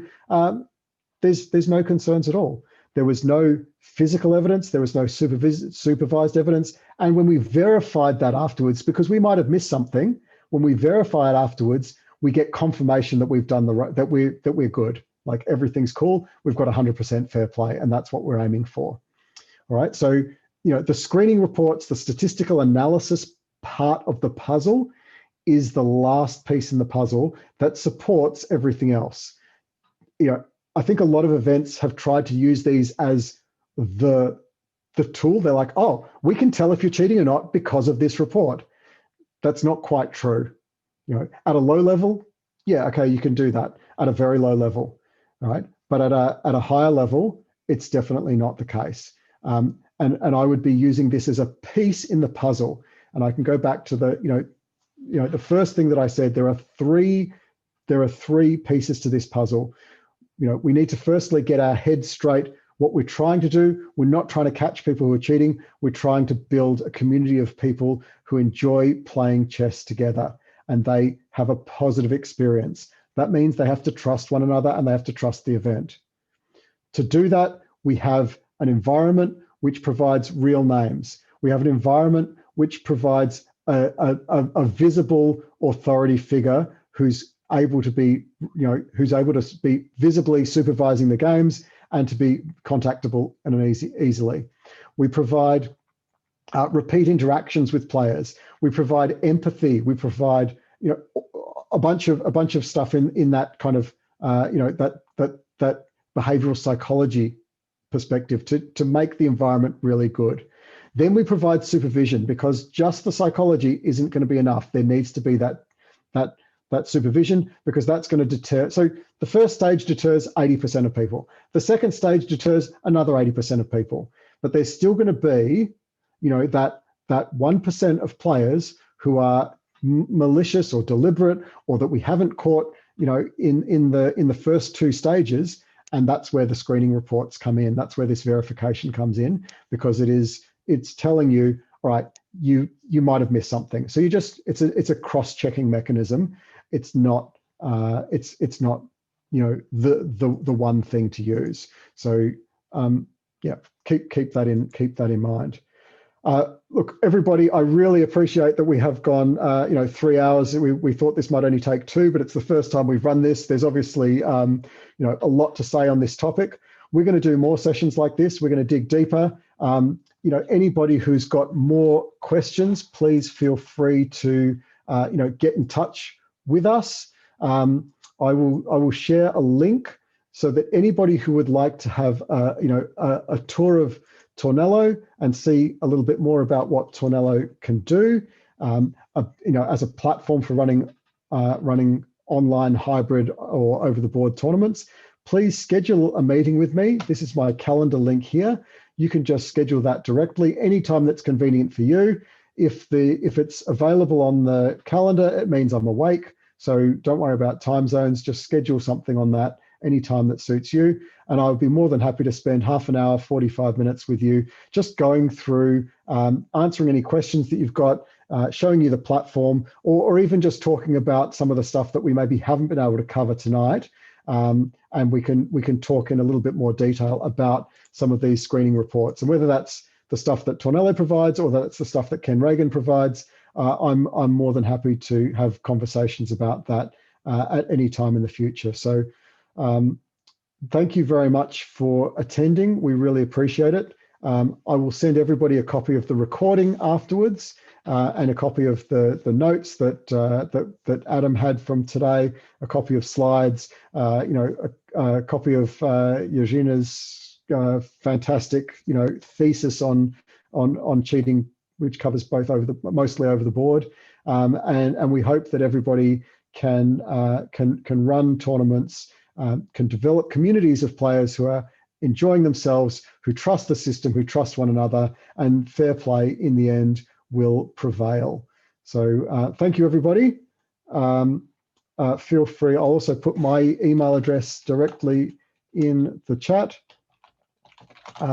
So Jing, if you can just send me an email, I'll add you to that email list as well. All right. Thank you very much, and we will see you at our next sessions. Bye-bye. See you all. Thanks a lot.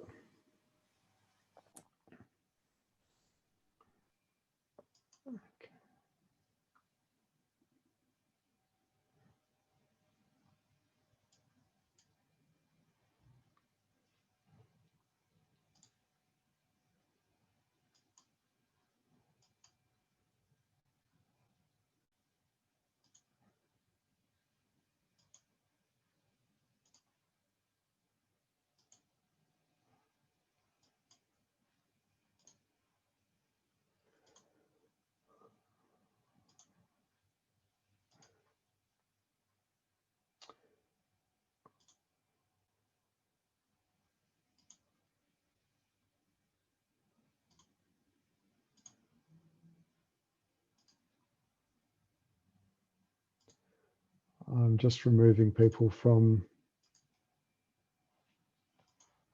the meeting. Thank you very much, everyone, for coming. And we're done. We lost Adam.